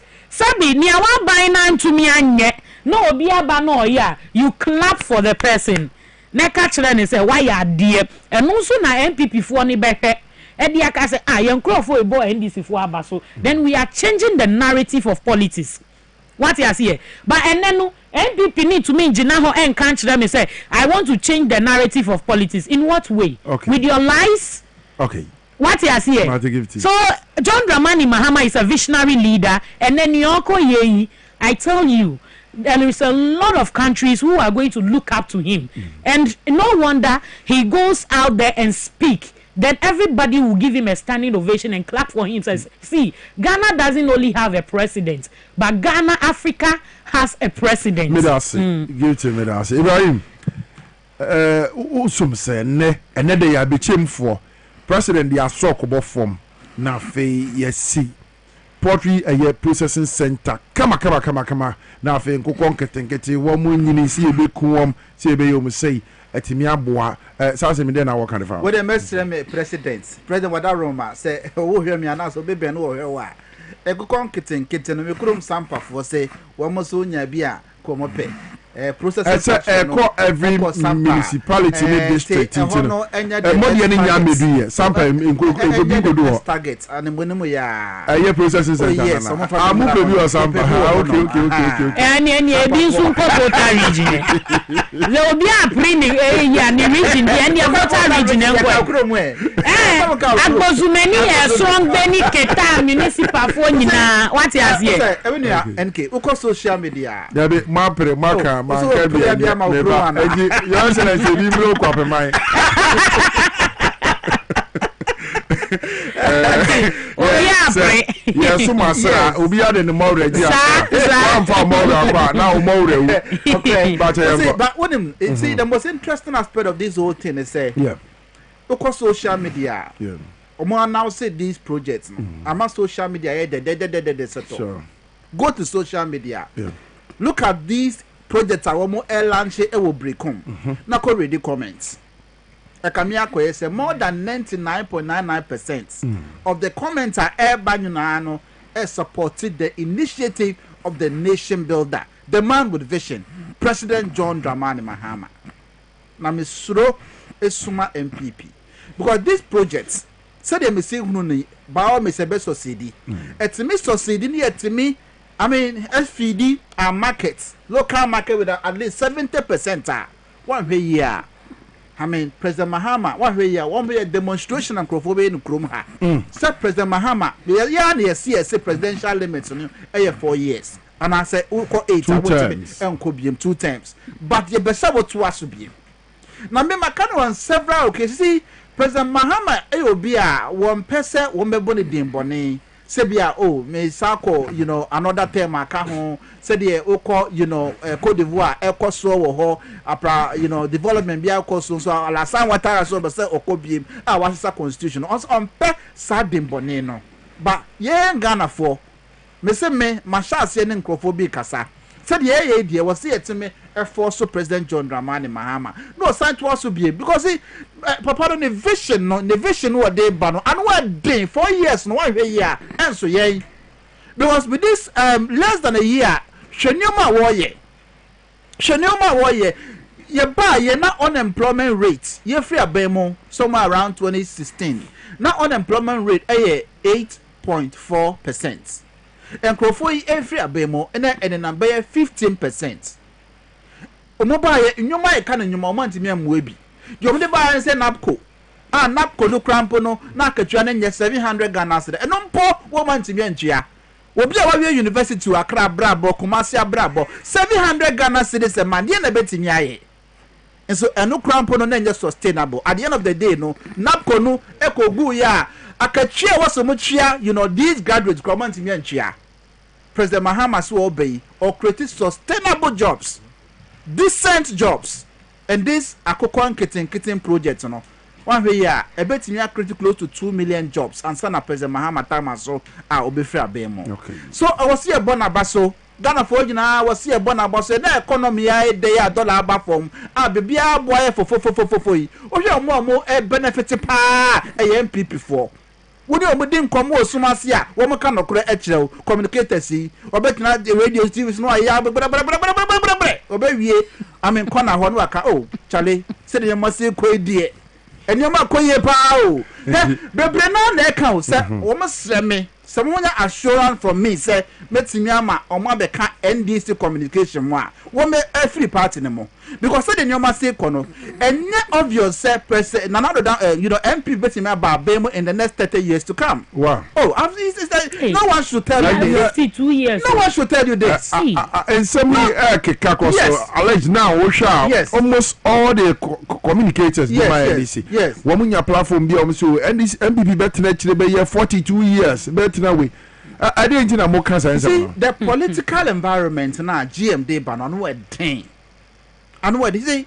At the end of the 4 years, the GM cast won't go beam. Na sebi, ye de yakofa abwa papo krampo se womet na so ne mfa NDC colors en fan no ho a wo be win by almost 70% of the vote cast. You see, so the MPP for the woman name. And the MPP ni awe mabuno what the fear be aduasa, num 35 years. What am say when they I mean 30 years but not in opposition. Boys no be money a break gidi. Yeah okwa santi. Say me as Kumasi one I mean Kumasi boy. Okay. Kumasi say e kan no buka say o ye NDC ni t-shirt kra won to menche. And say o ye NDC ni na o share NDC t-shirt and nam Kumasi abonten so ankrofo ebu papa. People respect you. Yeah. Say one more stronghold, which is the Asante region, Krano. Do one say I'm a partner in Crampo Omoya. Now, voter region, and as a northern region. Okay. Sebenia, President Mahama, ye be bona baso. Ye be bona baso power, ye wo ye. Wama Ghana yet there, wama economy no much say, and then 1 year, whereby you say Mobusian, so ye okay. Should you go board there? So dollars or money bus system no more. Shekoko board. All the connection across when so oma close to all the loopholes. And that's the car a buy and nasem ketwa. You because your Mobusian cry, you bet me you okay. See, your best way. Second of all, now the here supporter. One of them, President John Dramani Mahama and the Vice President. No, what to me? I'm a Ghana be a crab and some of them. Ibrahim Medasi, I know you are guilty. My final was agriculture, dear boy, my Gina. Okay. His Excellency John Dramani Mahama, we are handing over notes no.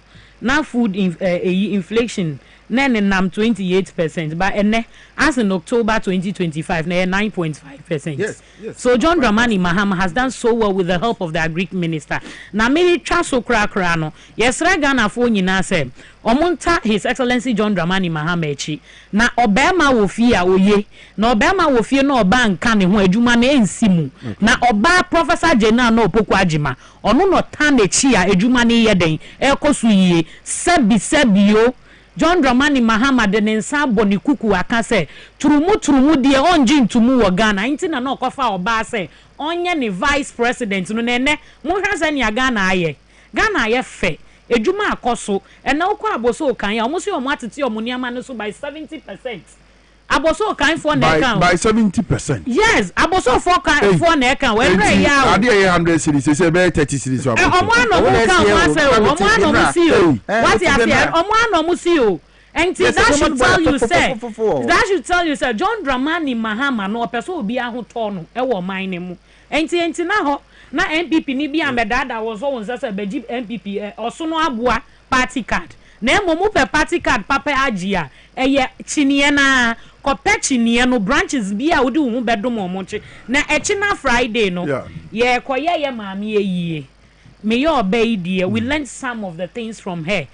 Growing up, we want to be politicians. All right. Na nyame ato nensa friend wa bo edwuma. Okay. Enyo no anka ye nim se sabi ukunu kra wuni ni ye edwuma no wu properties bi kra wo wa say ye ma wo oba ni bi. Ono no hye mukina ema PNDC law.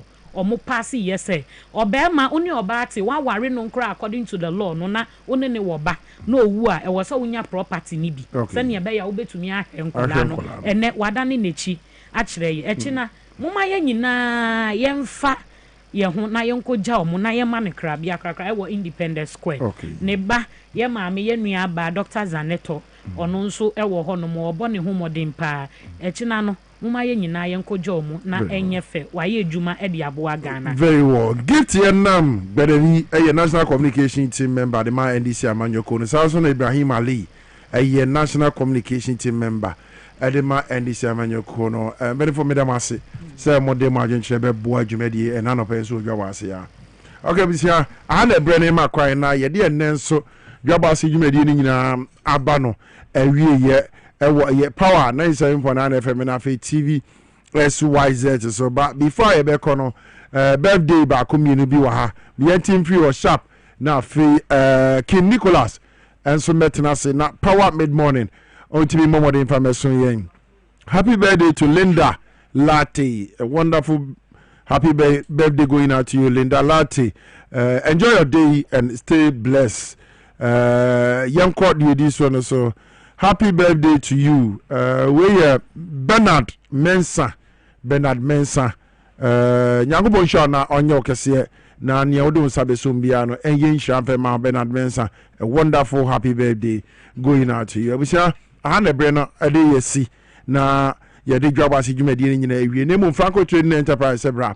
Owo phones ahodo a openyina bi air conditions na papa TV microwave blender and bibi biara electronic gadget a ohia no fie na fe etimi aboa odada asset rent ko na Franco Trading Enterprise electronic gadget bi a ohwe onfa na papa ma na so ne bo eda from friend numbers no mo jo so ma obi 0246 422 338 0246 422 338 and 0355 939 311 0355 939 311 na Franco Trading Enterprise enyo service almost still na phone na papa ne fie abusia me producer wojumadi so Mr. Emmanuel Owusu assisted by Ella Opoku ene Konyo Vigor okwa MCR Mr. Raf Jampo and afi coach Peter Cranton ene Emmanuel Natemu nyina no ma bomodi ahye ne ma no wo TV ne so na eso aye kama na oba studio Francis Edi ana ɛyɛ wuli